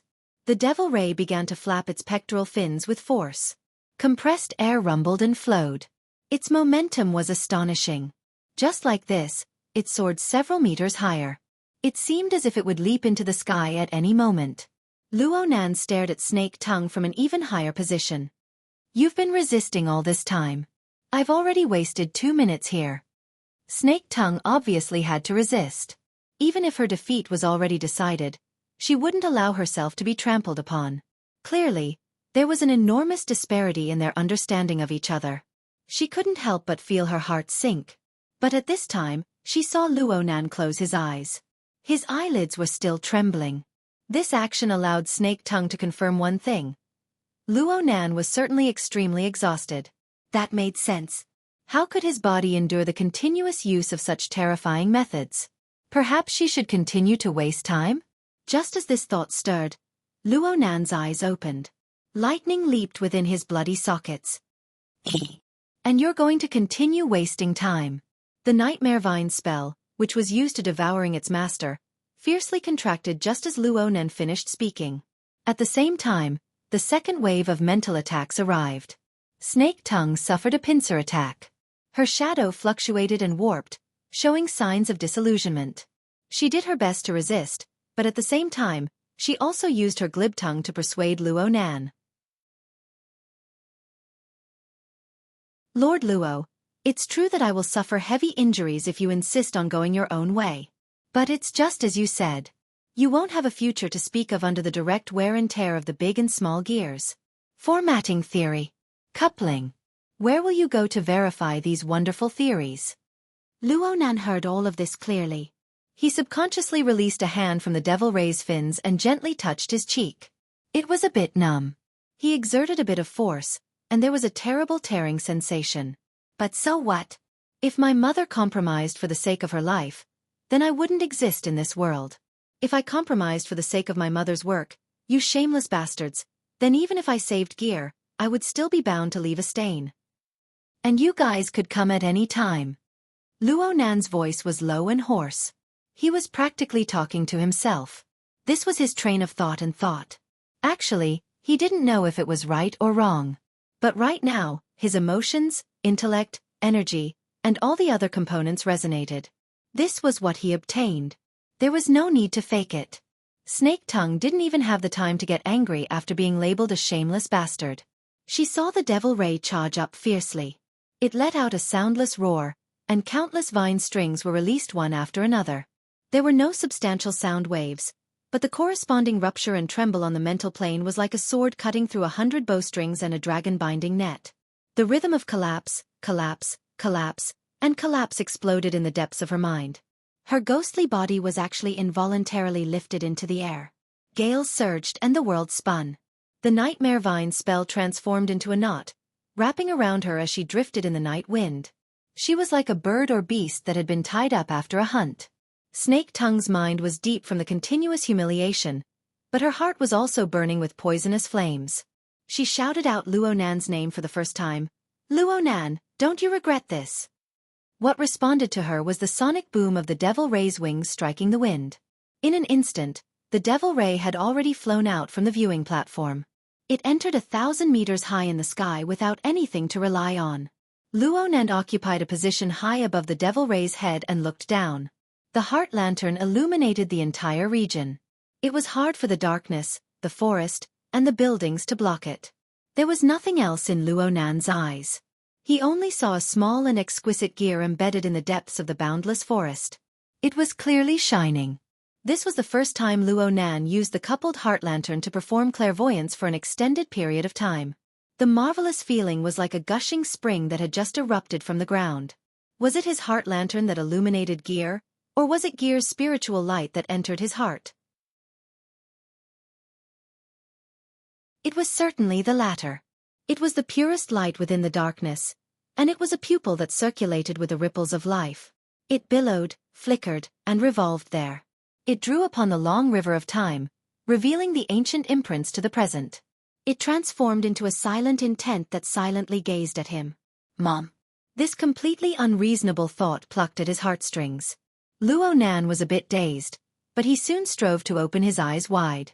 He wanted to engrave this pupil into the bottom of his heart. However, this scene of waves of light reflecting each other only lasted for an instant. Turbid colors flipped over from within the pure luster. Thick smoke and flames smeared wantonly, willfully trampling on everything. It was as if Luonan's chest had been fiercely pounded by a fist.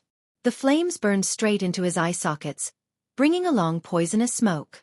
They poured into his heart and lungs, instantly transforming into a field of fire. There's a fire. The flames roiled within his internal organs. The most laughable bit of wishful thinking in his heart transformed into the poisonous smoke. Luonan subconsciously tightened his grip on the thick skull fin in his hand. Pain and fury that burned his heart and lungs rumbled to the top, breaking his throat and causing him to howl.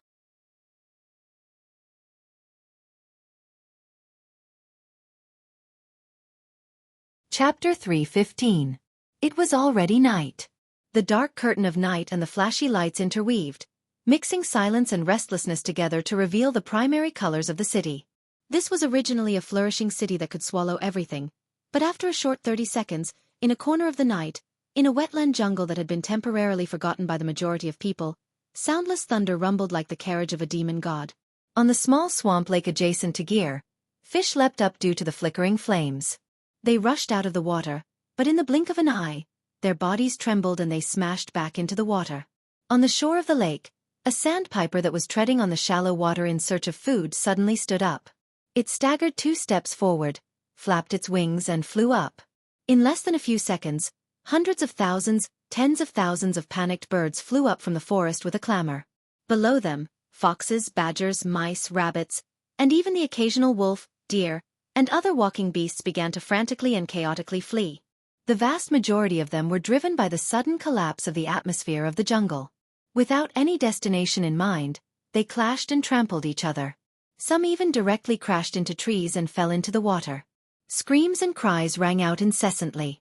In a flash, the wetland jungle turned into a hellish cauldron. The collapse of chaos rapidly spread. In this chaotic background, Gear leaned against the side of the jungle. Amidst the clanging sounds, a sturdy figure smashed through the window of the second floor. He jumped out and rolled on the ground. Without stopping, he madly ran with all his might, smashing into the depths of the jungle. An invisible and soundless shockwave covered an area of several hundred meters around Gear. Along the way, the forest was littered with dead birds and beasts. Most of them had no external injuries. Their distorted postures made one's heart palpitate. The damage of infrasound was mainly caused by resonance with the natural vibration frequencies of the brain, chest, and abdomen. This caused the nervous system to be in disorder, and the organs to distort and rupture. They could die extremely quickly, or they could die extremely miserably. Witnessing this scene, Tank, who had always regarded himself as valiant, felt a chill run down his spine. His feet ran even faster, and he charged forward in a straight line. He had to rush out of this domain of death in the shortest amount of time possible. As he madly ran, he issued a low roar from his throat. His organs squirmed, and the power of his blood and energy gurgled. With his many years of cultivation, he roused his blood and energy to form a thunderous sound. It formed its own pattern to resist the infrasound. The infrasonic waves that were forcefully suppressed came without a trace. Even though he reacted quickly, the first wave still impacted him quite a bit. Then, he had to forcefully stimulate his lungs to resist the resonance. The feeling was not pleasant, and his internal injuries were also accumulating. What's more, a profound cultivation could control the internal organs, but not the brain. Even with the thunderous defense, it was only temporary. Therefore, he could only step on the mud and water with an ashen face. Like a bear, he crashed into trees and snapped branches as he fled. He didn't dare to think of anything else. Hundreds of meters into the depths of the jungle, his body suddenly relaxed, and the invisible sound pressure finally disappeared. The Tank ran for another distance before he dared to stop the thundering sound in his internal organs. However, he could not help but have blood rush up his throat, and his entire mouth was filled with a fishy smell. He spat out a mouthful of bloody foam and used the internal communications channel to contact Puppeteer. Naturally, no one responded. There was also the mysterious snake tongue. He had pulled out a mental connection, but there was no news of her either. This made Tank's mood even worse. At this moment, a communication request came from another line. Yuan Fei. This fellow was already under house arrest. It wasn't easy to make a call, but Tank didn't appreciate it at all. He roared as soon as the call connected. What the hell is going on? Didn't you say this kid has no background? What the hell is a directional infrasonic weapon? Yuan Fei's voice came back from the other side. Are you out of your mind? Out of your mind, my ass. Tank had just walked the line between life and death, and his brain had been messed up by the infrasonic waves. Right now, Tank would bite anyone he saw. Who cared who they were? He blabbered. You motherfasterous cur, Yuan. You even scam your own people. I won't even give you a second glance even if you deliver your ass to my doorstep in the future. You really are out of your mind. Yuan Fei's voice remained calm. In Xia City, only the permanent fortifications at the edge of the wilderness are equipped with infrasonic arrays. Do you want the entire city to die with you by killing you from several hundred kilometers away? Pingjiang District, Acumen College, North Shore Jungle. Look at the way the animals die. I nearly ended up like them. Tank wanted to roar again, but he couldn't help but cough twice in his throat. He forcefully suppressed another mouthful of blood. He had no choice but to lower his voice by an octave, but he still gnashed his teeth in anger. Also, I'll give you a piece of news. The operation team has no more credibility. Puppeteer and Snake Tongue were alive and kicking just a moment ago, torturing and extorting a confession. But in the blink of an eye, they died who knows where. Either the Xia City branch's experts have arrived, or that kid is too deep. Let me emphasize it to you a few more times. Directional infrasonic weapon. Directional infrasonic weapon. Fuck. Yuan Fei was silent for a moment before he said, I will notify Secretary General Gong. Tank roared a few times, and his boiling brain finally calmed down a bit. He also knew that shouting was meaningless, so he said hatefully, now that things have come to this, there's nothing more to say. I will evacuate according to Plan C. Directly leave the city? Motherf asterisk cur. Only the military has the ability to use an infrasonic weapon of mass destruction, okay? If I don't leave the city, am I supposed to wait to be a target? Tank walked forward again. He was probably quite a distance away from gear. There was finally a bit of the aura of life here. Birds and beasts were scurrying about in panic. It was chaotic. The chaotic vitality was still vitality. It was somewhat comforting. He spat out a breath and determined his direction. He prepared to enter the dormitory area of South Bank School. No matter how deranged the military was, it was impossible for them to smash infrasonic waves into that area. Yuan Fei's voice continued to enter his ears. Confirm that all communication records have been sent to the cloud, and then destroy the terminal equipment. Tank sneered. He was just about to speak when his heart suddenly trembled. It was as if an invisible hand had directly stabbed into his heart and forcefully closed it. Tank gaped, but the words that were already in his throat completely collapsed. What replaced them was a surging blood and chi that rushed upwards with a crash. It made his brain go blank, and his ears were ringing and screaming. The infrasonic wave came again. Tank felt as if his heart was being crushed to pieces, but his surroundings were clearly quite normal. The noise of birds and beasts still entered his ears from time to time amidst the ringing in his ears. He swept his eyes over them, and they were all alive and kicking. A dense, ominous feeling bubbled up, and Tank suddenly raised his head. A pitch-black shadow covered the jungle. It was an enormous shadow that he could see with his eyes. Bird. Fish? Devil ray. The situation in front of him finally fused with the intermittent information from the communication channel. But what was the meaning of this? Under the pressure of the enormous shadow in the sky, the nearby birds and beasts were scared witless and desperately flew away. In fact, this was not bad. At least there was no killing intent from the infrasonic wave. However, Tank would rather return to the previous situation, where people, birds, fish, and beasts would all be equally distributed. It was not that there was no infrasonic wave now, but that it had truly completed directional restraint, and the terrifying sound pressure energy was completely directed at him. The low-frequency shock wave penetrated the branches and leaves of the forest, and also penetrated his internal organs and skull. From within, a malevolent Grim Reaper's hook appeared, probing the natural frequencies of several of his body cavities, seeking a connection. Tank's reaction was actually very fast. The moment his heart was attacked, he once again stirred up the sound of thunder. However, the problem was that no matter how he forcibly changed the resonance frequency of his internal organs, he used the sound of thunder to form its own pattern. The infrasonic wave that penetrated his skull and internal organs would correspondingly change and firmly lock onto its frequency. After such a series of changes, Tank could not bear it anymore. In particular, the area of his skull where his martial arts could not go up was continuously ravaged by a storm. After a few repetitions, the powerful impact shattered the wall of his willpower, releasing a huge amount of negative emotions. Tank was really about to collapse. Under the effect of the infrasonic wave, his body, which was a complete and harmonious whole, was torn into several conflicting pieces. His chi was in disorder, and his chi and blood were in reverse. Despite having the strength of steel, they collided and rubbed against each other, pulling each other back. This was not a powerful attack of punches, but a strangulation that wanted to tear him to pieces from the inside out. Tank! Through the communication device, Yuan Fei could not feel the pressure of the infrasonic wave that Tank was enduring, but he could hear Tank's screams clearly. Then there was the noisy sound of branches and leaves snapping, the sound of struggling and rolling, the hoarse cursing, and the sound of begging for mercy. Yuan Fei did not try to make contact again. He only calmly listened as the chaotic sounds became even more chaotic, and then abruptly stopped.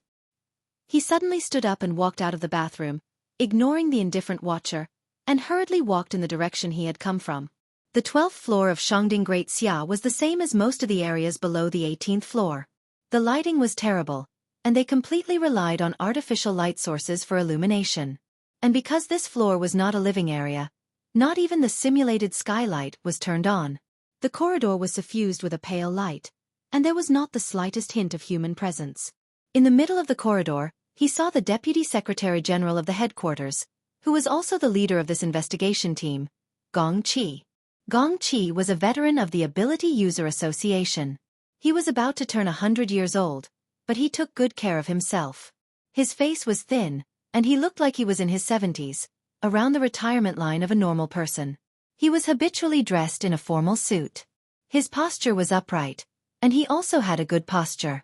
At this moment, Gong Qi was standing outside a huge glass wall, coldly staring at the situation behind it. Even though he knew that Yuan Fei was walking over, he did not even spare him a glance. His face was serious and serious. But beside him, there was another centenarian. Although he was half a head shorter, he was sitting in a wheelchair, and he was all smiles. Separated by Gong Qi, he even tilted his head and smiled at Yuan Fei, looking very amiable. Yuan Fei's heart twitched when he saw the smile. His hurried footsteps unconsciously slowed down. The person in the wheelchair was old Yu, the most veteran ability user in Xia City. He was 3 years older than Gong Qi, but he looked to be 30 years older. His hair had already fallen off, and even his eyebrows were sparse. There were only 2 or 3 long eyebrows on one side, and they hung down to the side of his cheeks. He looked a bit comical. Yuan Fei felt that the last few steps were truly difficult to endure. He walked close with great difficulty, and just as he was mulling over how to report this matter to Gong Qi, he suddenly sensed something. He saw the 5 fingers of the leader's left hand behind his back slowly rubbing together. There was a hissing sound.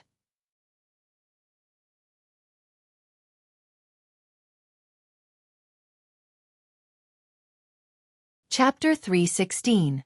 Gong Qi was one of the first powerhouses to step into the realm of extraordinary in the Ability User Association.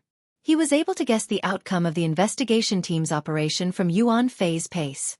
As for the process, whether or not anyone died, or how many died, it was just a minor detail that he didn't need to pay too much attention to. Gong Qi had been an assistant secretary in headquarters for 20 years. He knew secrets and had weathered many storms, so he naturally had his own way of doing things. Even if killing intent arose in his heart, he still maintained a cold expression on the outside. He only used minute body movements to slightly adjust it. He wasn't hiding anything. Hiding was useless. Old man Yu Gang beside him might not be able to climb to the rank of extraordinary for his entire life, but he still had clear eyes and a clear heart. Pretending too much would only make him a joke. Fortunately, Yuan Fei was clever and didn't say it out loud, saving some face. Now that things had developed to this point, Gong Qi didn't feel like saying anything more to Yu Gang.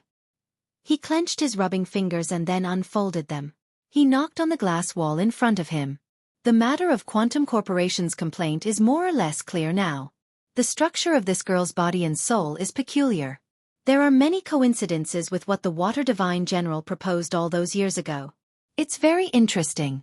How about this? I'll take her away. She's here to recuperate. That's trust. Aren't you destroying her by sending her to your hands? At Old Man Yu's age, he did as he pleased. He spoke straightforwardly and fiercely, without any intention of being polite. Gong Qi was used to it. His eyes didn't even twitch. Headquarters conditions are always better. It's better to develop a girl's value. Old Man Yu's eyelids were already about to lose their liveliness. Only his long eyebrows slightly trembled. Develop? You've been doing business very smoothly lately. You've pretty much learned the skills of those big corporations. Gong Qi finally frowned. It's about developing. Shouldn't we give the young a platform to develop themselves? It's just a slip of the tongue.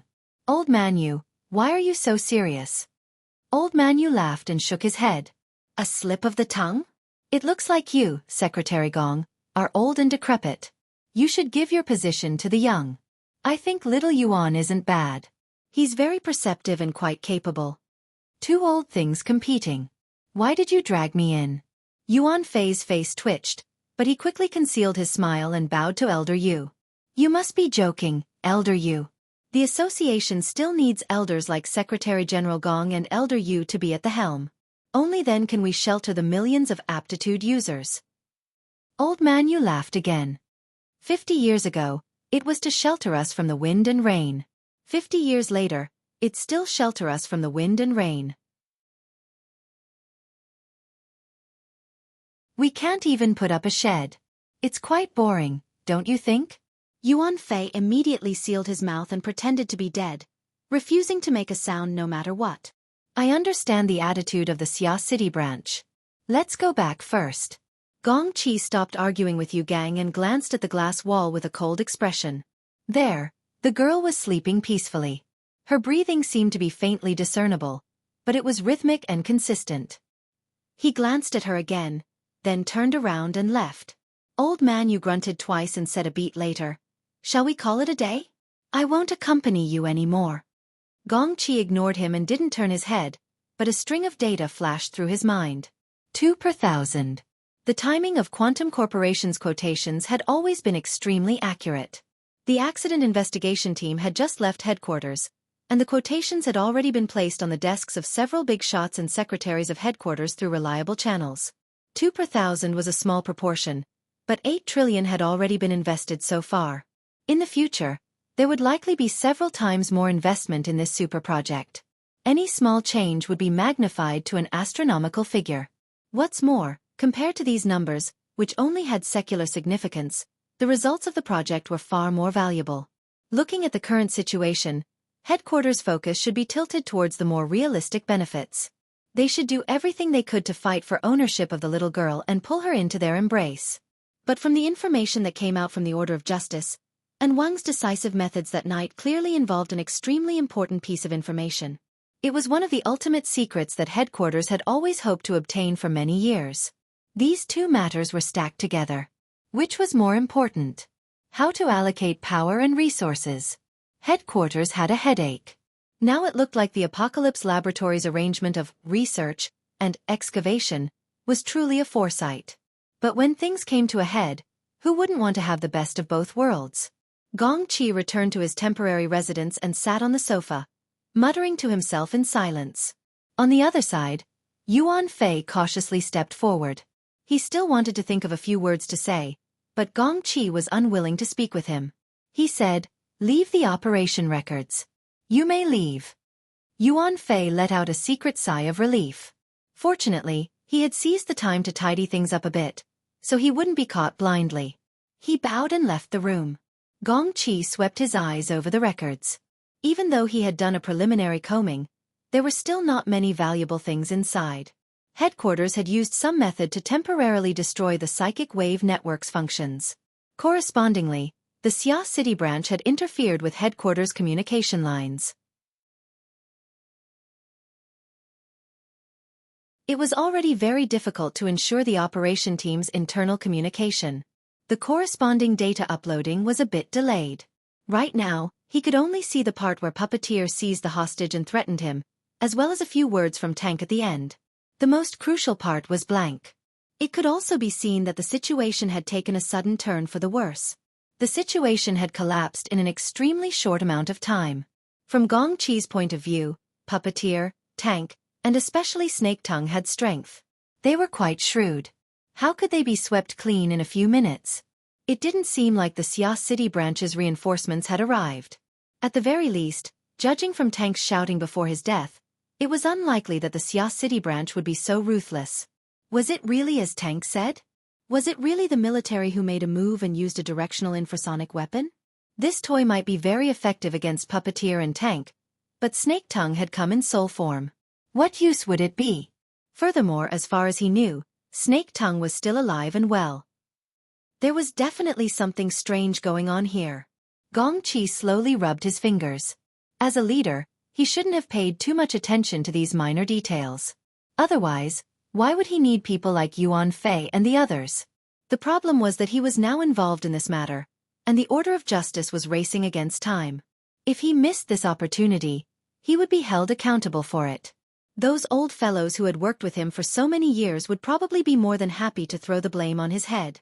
One less person, one more mouthful of rice. What a simple truth. The strength of rubbing his fingers increased a bit. Gong Qi closed his eyes amidst the low hissing sounds. He seemed to be deep in thought, but he also seemed to be dozing off. Approximately 5 minutes later, his eyes faintly opened. His thoughts were like smoke, dissolving into the void and sinking into the depths of the mental plane. Before he could finish, two thoughts suddenly cut through the air. One was as tight as a heavenly net, and the other was as tyrannical as a towering cliff.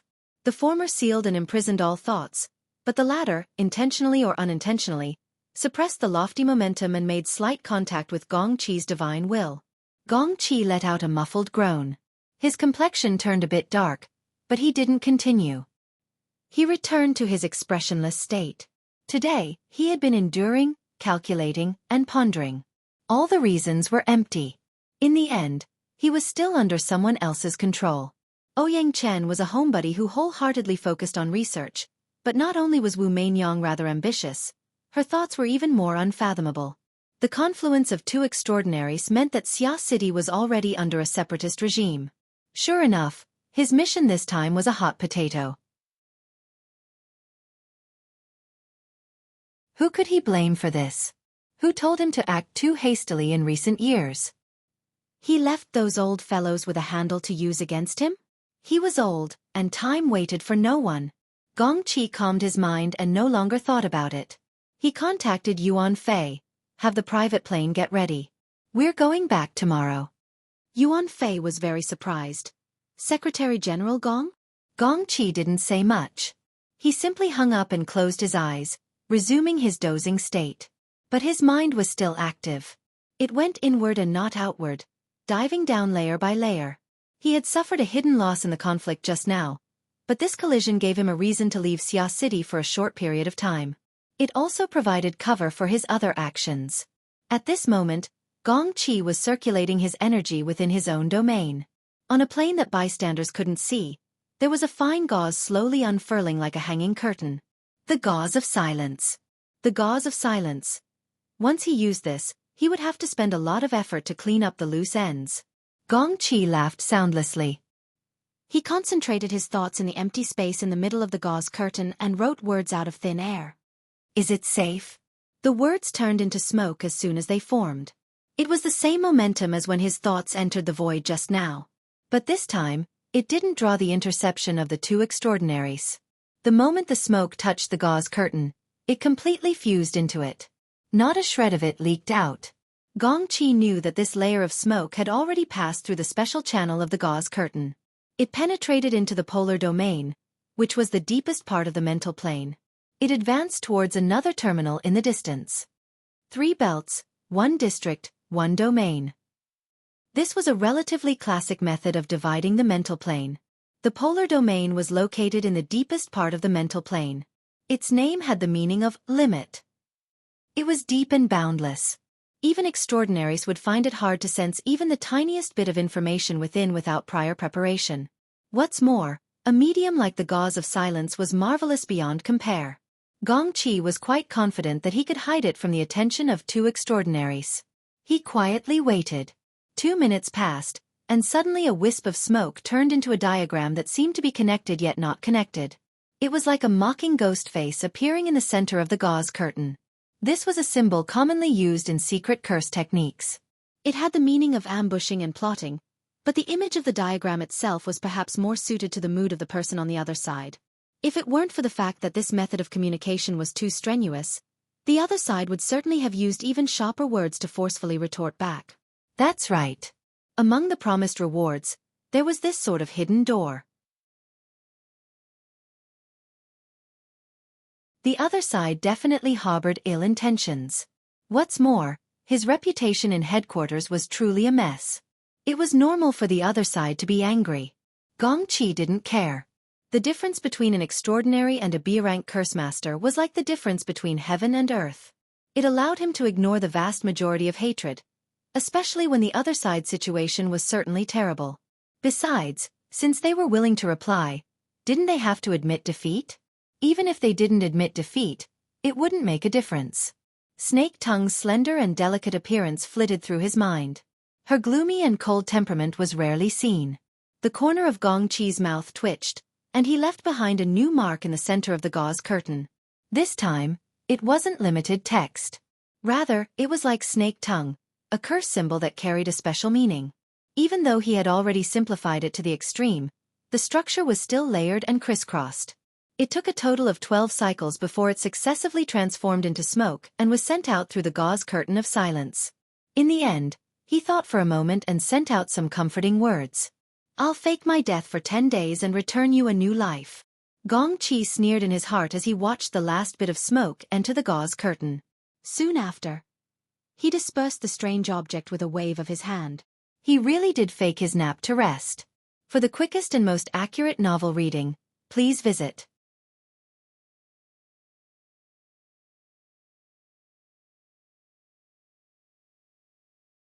Chapter 317. Huff. Huff. I'm dead tired. Papercut sprinted madly all the way into the swamp jungle. His slightly plump body appeared even more sluggish. This damned Acumen College.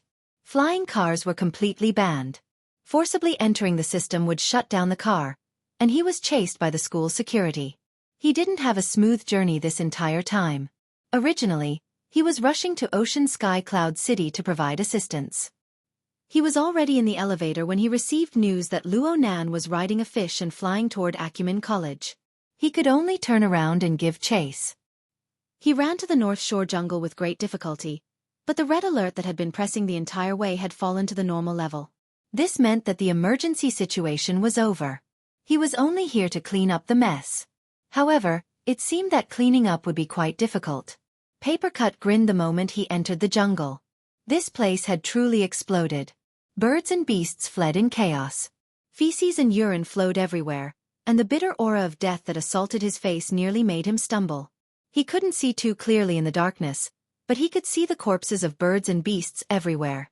This would probably make the nearby ecological research institutes cry themselves to death.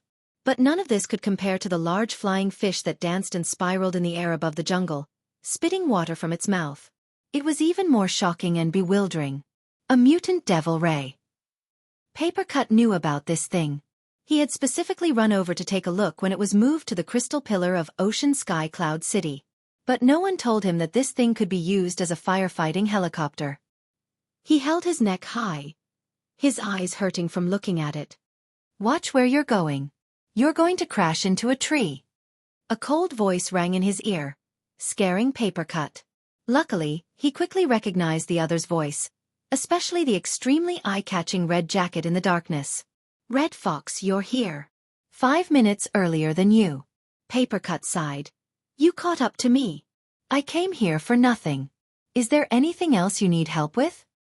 "Help? Yes, put out the fire. But do you have the lung capacity of that fish?" I'm saying." Red Fox's face couldn't be seen clearly in the darkness, but the mocking intent was very clear.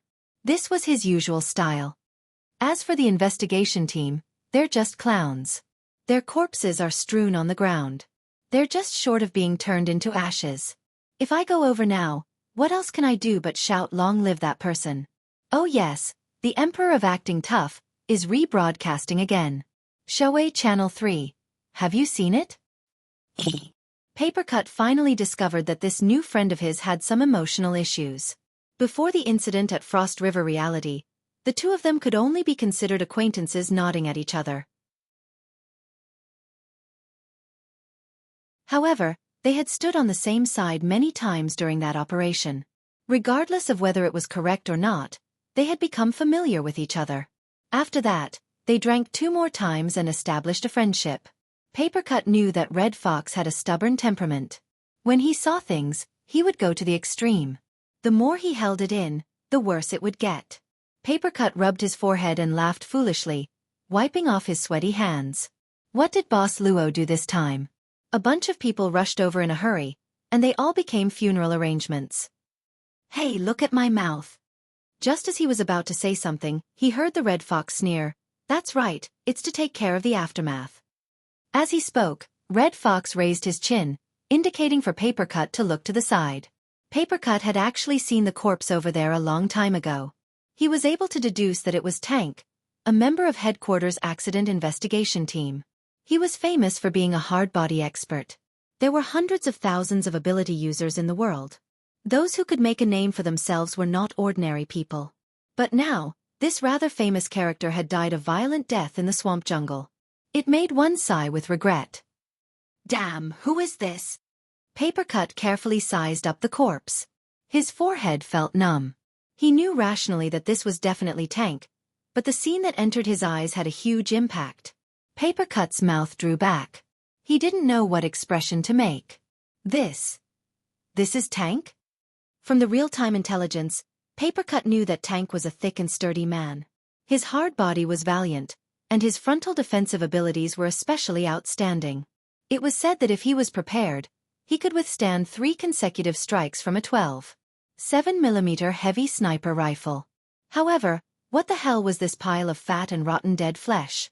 What Papercut saw was a super fat man that was 2 or 3 times heavier than him. All the muscles on his swollen face were twisted. It was a pile of dead flesh. From top to bottom, the skin was lacerated and there was not a single piece of intact tissue to be seen. There were even bones that were fragmented. Many of them had pierced through the layer of flesh, and the bones were horribly exposed. With this appearance, all that was left was to prepare a large pot and boil it. Even if it was torture, it wouldn't be like this without dozens of hours of torture. Red Fox walked over unhurriedly. He held a branch in his hand and poked at the corpse's shoulder. Here. When I escaped from Hu City, I gave him a blow in the wilderness. Papercut turned his head in shock.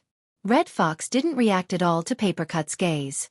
He minded his own business and poked at the corpse with the branch. Originally, this blow was aimed at the back of his heart, but he turned around very quickly. I poked here from the front and broke the dagger. I even watched as he punched Old Five's head. Papercut opened his mouth and hesitated for a moment. In the end, he interjected, Headquarters personally sent someone to deal with the matter in Hu City? It's this person, but not this identity. Back then, he was just the sacred protector of a small order.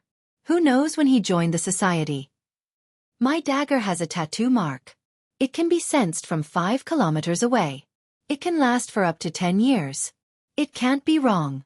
Red Fox's voice grew softer and softer, but the darkness couldn't block his cold smile. I originally wanted to seize the opportunity to strike again from here. Now, it seems that the difficulty has been greatly reduced. It was unknown when, but his other hand had taken out a pitch-black dagger. The blade pointed downwards. He loosened his 5 fingers, and the dagger fell in a straight line. It pierced into the swollen and soft dead flesh of the corpse, sinking all the way down to the hilt. For a moment, Papercut thought that Red Fox had made a move, torturing Tank to death to vent his anger. But after some more thought, he knew that wasn't right. He looked at Red Fox's depressed mood and wanted to say some words of comfort, but he didn't know where to start. In the end, he could only ask in a low voice. Did Boss Luo do it? Humph. How did he do it? I heard the secretary say that it was an infrasound. That's what I told her. The corpses of the birds and beasts beside you all died the same way. Even I almost died. Ha! Papercut discovered that Red Fox's complexion wasn't too healthy. It was pale and stiff. It turned out that he had suffered internal injuries. Red Fox didn't mind. He picked up the dagger once more and sheathed it. It was said to be a directional infrasound weapon, but no matter how directional it was still a large-scale attack. After discovering Tank's true identity, Red Fox was driven by hatred. He wanted to get close and give Tank a ruthless blow. He forcefully endured the damage of the infrasound to hide in the shadows. He deserved to be affected. But in the end, he made a mistake. Papercut had a faint guess, but it wasn't good to speak of such things in the open. He could only scratch his head and point at Tank's swollen corpse. Is this fellow also an infrasound weapon? Red Fox shrugged. God knows. Papercut was unable to figure it out. He could only take a few photos and record a video. Right now, he had already confirmed that Red Fox would rather hide in the forest and feel the cold wind than go meet Luonan face to face. Red Fox had a different feeling in his heart. There was nothing to say about this sort of thing. It was fine as long as he forcefully reversed the situation. He sighed. Who cares how he did it? It's fine as long as he's fine. In any case, he's right there. If there's something he doesn't understand, he can just ask. Oh right, are you sure he's fine? I'm half his master right now. Do you want him to apologize to you? Get lost. Red Fox flung his hands wanting to leave, but he was forcefully pulled back by Papercut. Don't. I heard that the kid got himself into a state of serious injuries. His eyes are about to go blind. I don't know a thing about emergency treatment. If you don't help, then I can only use paper ash to paste it. You go paste it. It's none of my business. Let's go, let's go. Hey, that devil ray doesn't eat people, right? Who knows? Would you eat it if I gave you an infrasound? Holy crap. The two pulled and pulled, but in the end, they still headed in the direction of Gear. When they entered the interior of Gear, the devil ray in the sky didn't eat them, nor did it give them an infrasound. It turned a complete blind eye to them. It just sucked in water from the small lake next to Gear, turning it into a water cannon that smashed into the ignition point upstairs. The so-called water cannon was a true artillery shell made of water. The devil ray went through the special effects of its oral cavity and cheek cavity to condense a large amount of lake water into an extremely solid ball of water. It smashed in through the gaps in the window. It was fast and accurate. Its fire-extinguishing effect was top-notch. Papercut clicked his tongue in wonder, but his head hurt. This fellow has become a spirit. Isn't it too high profile? If we were to be photographed, the internet would explode. Red Fox didn't speak. He took the lead and stepped into the interior of Gear. At this time, the power of water and fire had been tossed about on every floor. It was a scene of chaos. It was extremely dismal. They saw a few multifunctional robots along the way. They looked like they had the ability to put out fires, but they had all been smashed to smithereens. This was clearly the handiwork of Tank. However, the fate of this instigator was 10 times more miserable than these robots. Nanster, where are you? Papercut called out twice, but no one responded. He found it very strange. He was even more worried. Did something happen again? Underground. Red Fox actually became the one leading the way. He brought Papercut through the fire escape passageway without hesitation. You cough. The structure here is quite unique. I heard that his mother designed and built it single-handedly. What a pity. Papercut forcefully changed his words, but in the end, he didn't expose Red Fox. It was clear that Red Fox had followed Luonan all the way. He only returned to the forest after confirming Luonan's whereabouts. Papercut could tell from that night at Frost River Reality that Red Fox became very attentive after resolving his misunderstanding of Luonan. Perhaps he was a bit jealous, but there was even more envy and substitution. Perhaps he was thinking that if Hu City was Xia City instead of Hu City. Unfortunately, there were no ifs in this world. Red Fox and Papercut walked all the way to the central control room. They saw the same mess. When Tank wreaked havoc, the first thing he destroyed was the central system. He was really thorough. He was careless. Papercut sighed as he watched. There were a few times when he had come here to teach Luonan. He had heard Luonan mention that this place had a very strict security system, but Luonan didn't really like it.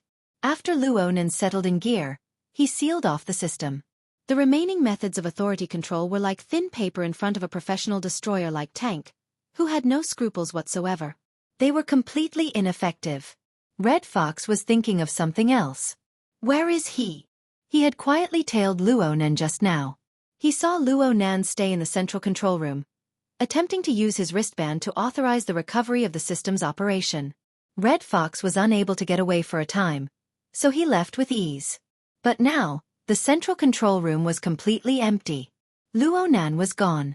Snake Tongue, who had been imprisoned by Luonan, was gone as well. For the fastest and error-free novel reading, please visit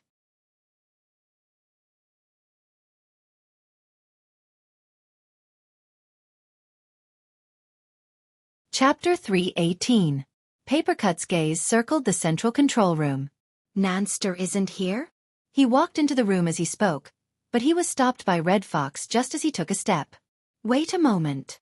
Red Fox's eyes were cold and clear. His footsteps were soundless as he entered the central control room. His nose trembled slightly as he distinguished the smells in the room.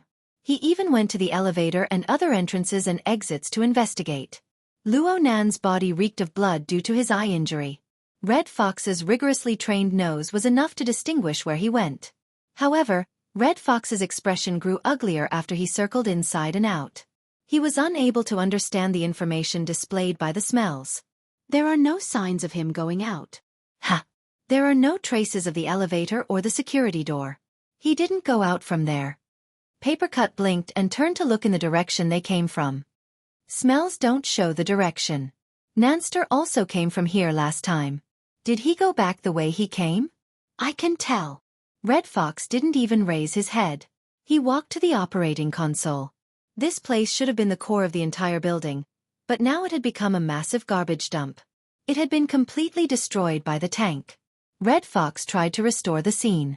He sized up the operating console that had become scrap metal and quickly discovered an abnormal situation. An enormous amount of electricity had just passed through a certain area of the garbage dump. Since the operating console was destroyed, the electrical resistance was extremely high, leading to traces of erosion. However, there were no wires or the like here. Papercut mumbled to himself as he was pondering. Disappeared into thin air? It doesn't seem like something happened. As he spoke, the paperman he controlled bounced outside the building. He extended his sensory range and confirmed that the Devil Ray was still obediently acting as a firefighting helicopter. There was nothing strange about it. Should I contact the secretary? Red Fox's expression turned even worse, but he didn't object. Papercut had just raised his wrist when an electronic beep rang in his ears. The corresponding thoughts found a place to go. Soon, a kaleidoscope of information connected with his consciousness. He felt livelier all of a sudden. After a lot of trouble, the psychic wave network was finally rebooted. Papercut had long since gotten used to having the Hexa ear by his side during his years in Xia City. He could enter the psychic wave network at any time. His mind immediately relaxed. He searched his friend list in the first instance and shockingly saw Luo Nan was online. The tetrahedron avatar was extremely eye-catching. Hey Nanster, where are you? Papercut called out. The Red Fox suddenly turned his head and stared at him. As for Luo Nan, he was silent for a moment. 1 second. 2 seconds. Then a strange noise rang out, forming a disturbance. It made Papercut believe that something was going to happen to the psychic wave network. Luckily, the static soon disappeared and Luo Nan's voice rang out. I'm here.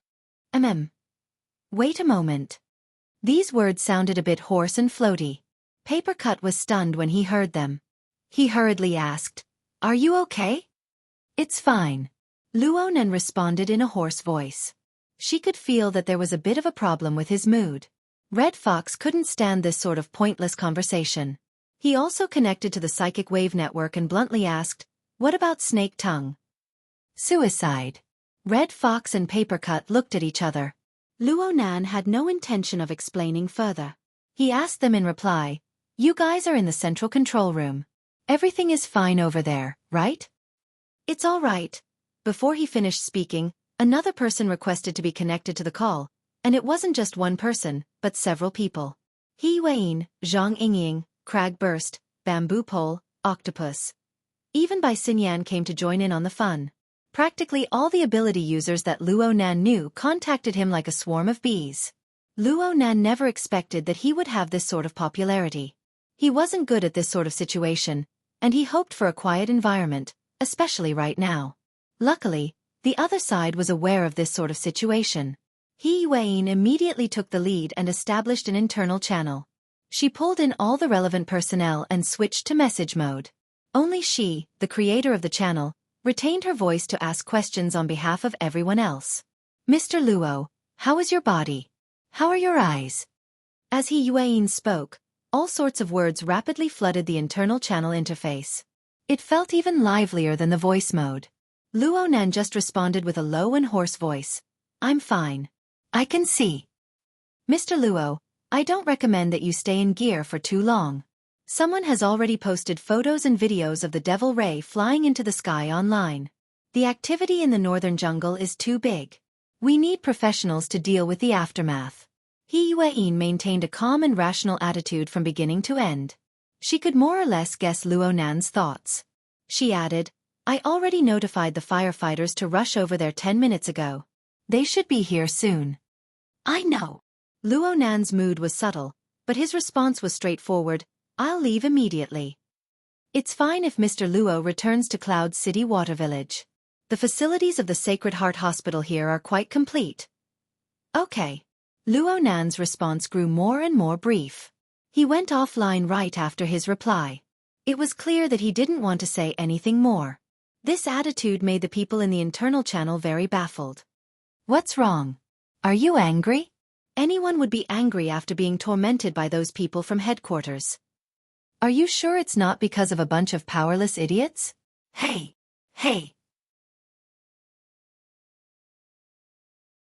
Think about yourself. Is it a stress reaction syndrome? He's shocked and angry, and he even killed people. Black Beetle, Puppeteer, Tank, and Snake Tongue. A total of 4 lives. Oh, has he ever killed anyone before? I think he hasn't? Zhang Yingying wasn't too sure. Papercut didn't say a word at this time. He just uploaded a few pictures. They were all displays of Tank's corpse from various angles. Red Fox annotated, Boss Luo's masterpiece. Zhang Yingying sent a dumbstruck emoji and activated the bullet screen effect. She slid from right to left. The others followed one after another. A series of sluggish and confused emojis slid across the corpse pictures. Luo Nan didn't care what the others said about him. After ending the call, he maintained his original posture. He opened his eyes wide, ignoring the pain in his eye sockets that was about to go numb. He looked around his surroundings. The ring-shaped space, the ring-shaped chair, the wall lamp, the bookshelf, the footstool, and other arrangements were arranged. This narrow space created a comfortable and calm atmosphere. This was none other than the tree-hole cabin on the withered tree sandbar. Luo Nan looked at the furnishings in the room blankly. Then he looked at his own hands. Several seconds later, he suddenly stood up.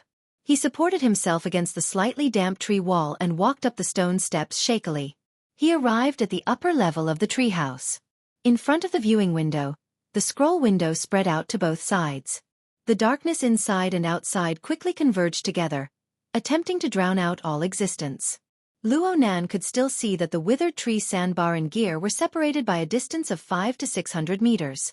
From this angle, gear was like an unfinished painting. Only a portion of the dark silhouette could be seen. 1 or 2 spots of fire that had yet to be completely extinguished were still flashing. How did he get here? What happened in between? What did he see? Actually, Luo Nan wasn't in a rush to obtain the ultimate answer. He wanted to talk about everything he had just experienced to others. He wanted to discuss it, big and small. He wanted to talk about it for as long as he wanted. But the current situation determined that there was no such person. He could only silently gaze at gear. He watched as this building silently towered in the long river of time, revealing its simplest and most insignificant side to the people of the world. At this time, the rumble of a real firefighting helicopter could be heard from the distant night sky. On the psychic wave network, He Yue knew that Luo Nan had logged off, but she still left a message to remind him. She wanted him to meet up with Red Fox and Papercut as soon as possible. She also wanted him to do his best to hide the Devil Ray and meet up with them at Cloud City Water Village. Luo Nan didn't reply. His gaze lingered on gear. His mind seemed to be clear yet not clear. Coupling theory could explain what he had encountered, but pure theory was ultimately unable to fully display the entirety of a great work of art. It was rigorous. It was magical. It was beautiful. Most importantly, it was his mother's work, and I was only able to glimpse one side of it. It shouldn't be like this. Luo Nan's body leaned forward, his head already sticking out of the viewing window. The autumn night wind was wrapped in ash and the fishy smell of the jungle. It pounced into his nose. It was clearly ice, but a fiery stimulation penetrated straight into his brain. His emotions, his impulses, were hard to suppress. Luo Nan's hands tightly gripped the bottom edge of the viewing window. His thoughts stirred, and the devil ray that was drawing water from the small lake not too far away immediately gave up on its work. Its pectoral fins and wings flapped lightly, and its enormous body arrived above the submerged sandbar. It leaned against the edge of the withered tree. Go! Luo Nan let out a low shout and exerted force. He actually let his body leap out of the viewing window and fall to the edge of the devil ray's pectoral fins. His long wings took advantage of the situation to fold slightly, allowing his body to slide all the way to the flat back of the large fish. The viewing window silently closed, restoring the appearance of the withered tree. Luo Nan did his best to stand up, but his legs were still a bit weak. He nearly fell down again. Fortunately, the devil ray's tough body gave him a timely elastic support. Luo Nan didn't wait for his balance to be completely restored. He staggered forward until he arrived at the head of the devil ray. He grabbed a pair of flipped-up cephalic fins, and only then did he let out a long sigh of relief. He spoke softly. Fly then. Find the best angle. The devil ray let out a deep cry, and the whistling air currents broke a few branches of the withered tree. Its enormous body swam upward, reaching a height of over 100 meters in the blink of an eye. Finally, his unusual actions attracted the attention of others. Papercut's shout seemed to come from the jungle. There were people shouting and reminding in the hexa ear and the wristband. Luo Nan didn't respond at all. He just looked at the sky. The Pingjiang district where the academy was located was part of Xia City's specially designated educational function district. Even though the skyscrapers of Cloud City Water Village towered into the clouds, this district was still one of the areas with the lowest average building heights. The distribution of air traffic was relatively sparse. Looking up, one's field of view was actually quite wide. The weather tonight was pretty good. A few stars impatiently broke through the light pollution of the city and appeared in the corners of the horizon. But as the devil ray flew upward, the cold wind assaulted Luo Nan's face. In Luo Nan's mind, in his eyes, and in his ears, there was a different scene. It was the surging mist and ice crystals. It was the astral winds that roared like dragons. It was the vast land of a fiery hell. It was a marvelous world that Luo Nan had never imagined in his 16 years of life. It was dangerous and deadly, yet it possessed the allure of a poppy flower. Luo Nan was practically unable to distinguish between reality and illusion. Then the tall body of the devil ray returned to normal, and it began to circle in the sky. It was already over 1,000 meters in altitude. Looking down from high above, one could see the rotation of heaven and earth, the meandering rivers, the dark void, and the light pollution of the city painting the background. It formed a dark and turbid and oppressive scene that flooded the horizon. Millions and millions of living beings came and went, either numb or wantonly, spilling the heat of life. Luo Nan had never truly understood this city. Right now, Xia City was merely the background of his existence. What he paid attention to was just an insignificant point beneath this background. Gears. From Luo Nan's perspective, this was the only place that was pure and clear. No matter how chaotic the background elements were, as long as he approached this place, the visible and invisible order, the visible and invisible gears, crisscrossed between heaven and earth. They converged and revolved around the marvelous orifice, slowly revolving. Rigorous, mystical, beautiful. Reality. Luo Nan stared blankly at this soul-shaking gorgeous scene. It was possible that he was the only one who understood this scene. His self-consciousness seemed to operate along with it, becoming a part of the invisible and grand order. It expanded outwards layer by layer, combing through all the living things of heaven and earth that he could sense. So he knew that within a range of several dozen kilometers, practically all the high-definition cameras on the tall buildings in the area had turned to look at him. There were also high-altitude ships, and there might even be orbiting satellites at an altitude of several hundred kilometers. They locked onto the night sky where he stood, staring coldly at him. As for the mental senses, strands and strands of them spread out from every mental plane. It wasn't just one or two. It was unknown how many people used various methods to pay attention to this part of the world, to pay attention to his every movement. But compared to the millions and millions of residents of Xia City, compared to the billions and billions of living beings of the world, what did this amount to? Knowledge was order. Ignorance was disorder. The information of disorder was like an illusion. It melted and disintegrated within the glowing mist of this enormous metropolis. It was like that figure, that name, that soul. The pride that surged within Luo Nan's heart had no place to go. Thousands and thousands of words were needed to narrate her fantastic thoughts and her great accomplishments to the world. The ambiguity of a few words could be tens of thousands of kilometers. Who could confide in the boundless world? Who could understand? Could it be that it was the crazy grandpa from the sanatorium? In the end, it's just me. Right now it's just me. It's just me. The devil ray suddenly dove down from 1,000 meters in the air, sensing Luo Nan's mood. Its enormous flat body seemed to be tied by long incorporeal threads of order. It transformed into a bizarre and spectacular giant kite, revolving around the center and rapidly spiraling. Great winds howled, and Luo Nan's eyes burned hot. His field of vision warped. Only the self-rotating gear revolved around time, vaguely like a billowing pupil. It was like the center of the world, the source of order. All living things in the world merged within it, linking and coupling with his thoughts. Boom! The vast river of stars and millions of stars faintly trembled within the surging storm of emotions. The millions and millions of starlight were like water droplets, turning into a river and an ocean in the blink of an eye. The surging soul strength burst the external neuron, overflowing in the blink of an eye. It was like a great river bursting through its dike as it rushed downwards. It was this rush that brought the two gears of different sizes up. It was like the waves of a cart beating against the water, finding an opportunity to rotate in sync. Energy rubbed, lightning burst forth, crisscrossing and weaving. In the blink of an eye, it was impossible to remember how many there were. Luo Nan's blood and energy surged. Was it pain or excitement? How could he experience it? He could only let the surging emotions push him as he tore his throat and screamed. There were no misgivings. There were no considerations. There were only the purest emotions mixed with lightning to rumble on the mental plane. Mom! The melancholy sound of thunder crushed through the void. You're tuning in to the Xiaofan's Wuxia Tales YouTube channel. Don't forget to subscribe and join us on this journey to catch the most captivating stories.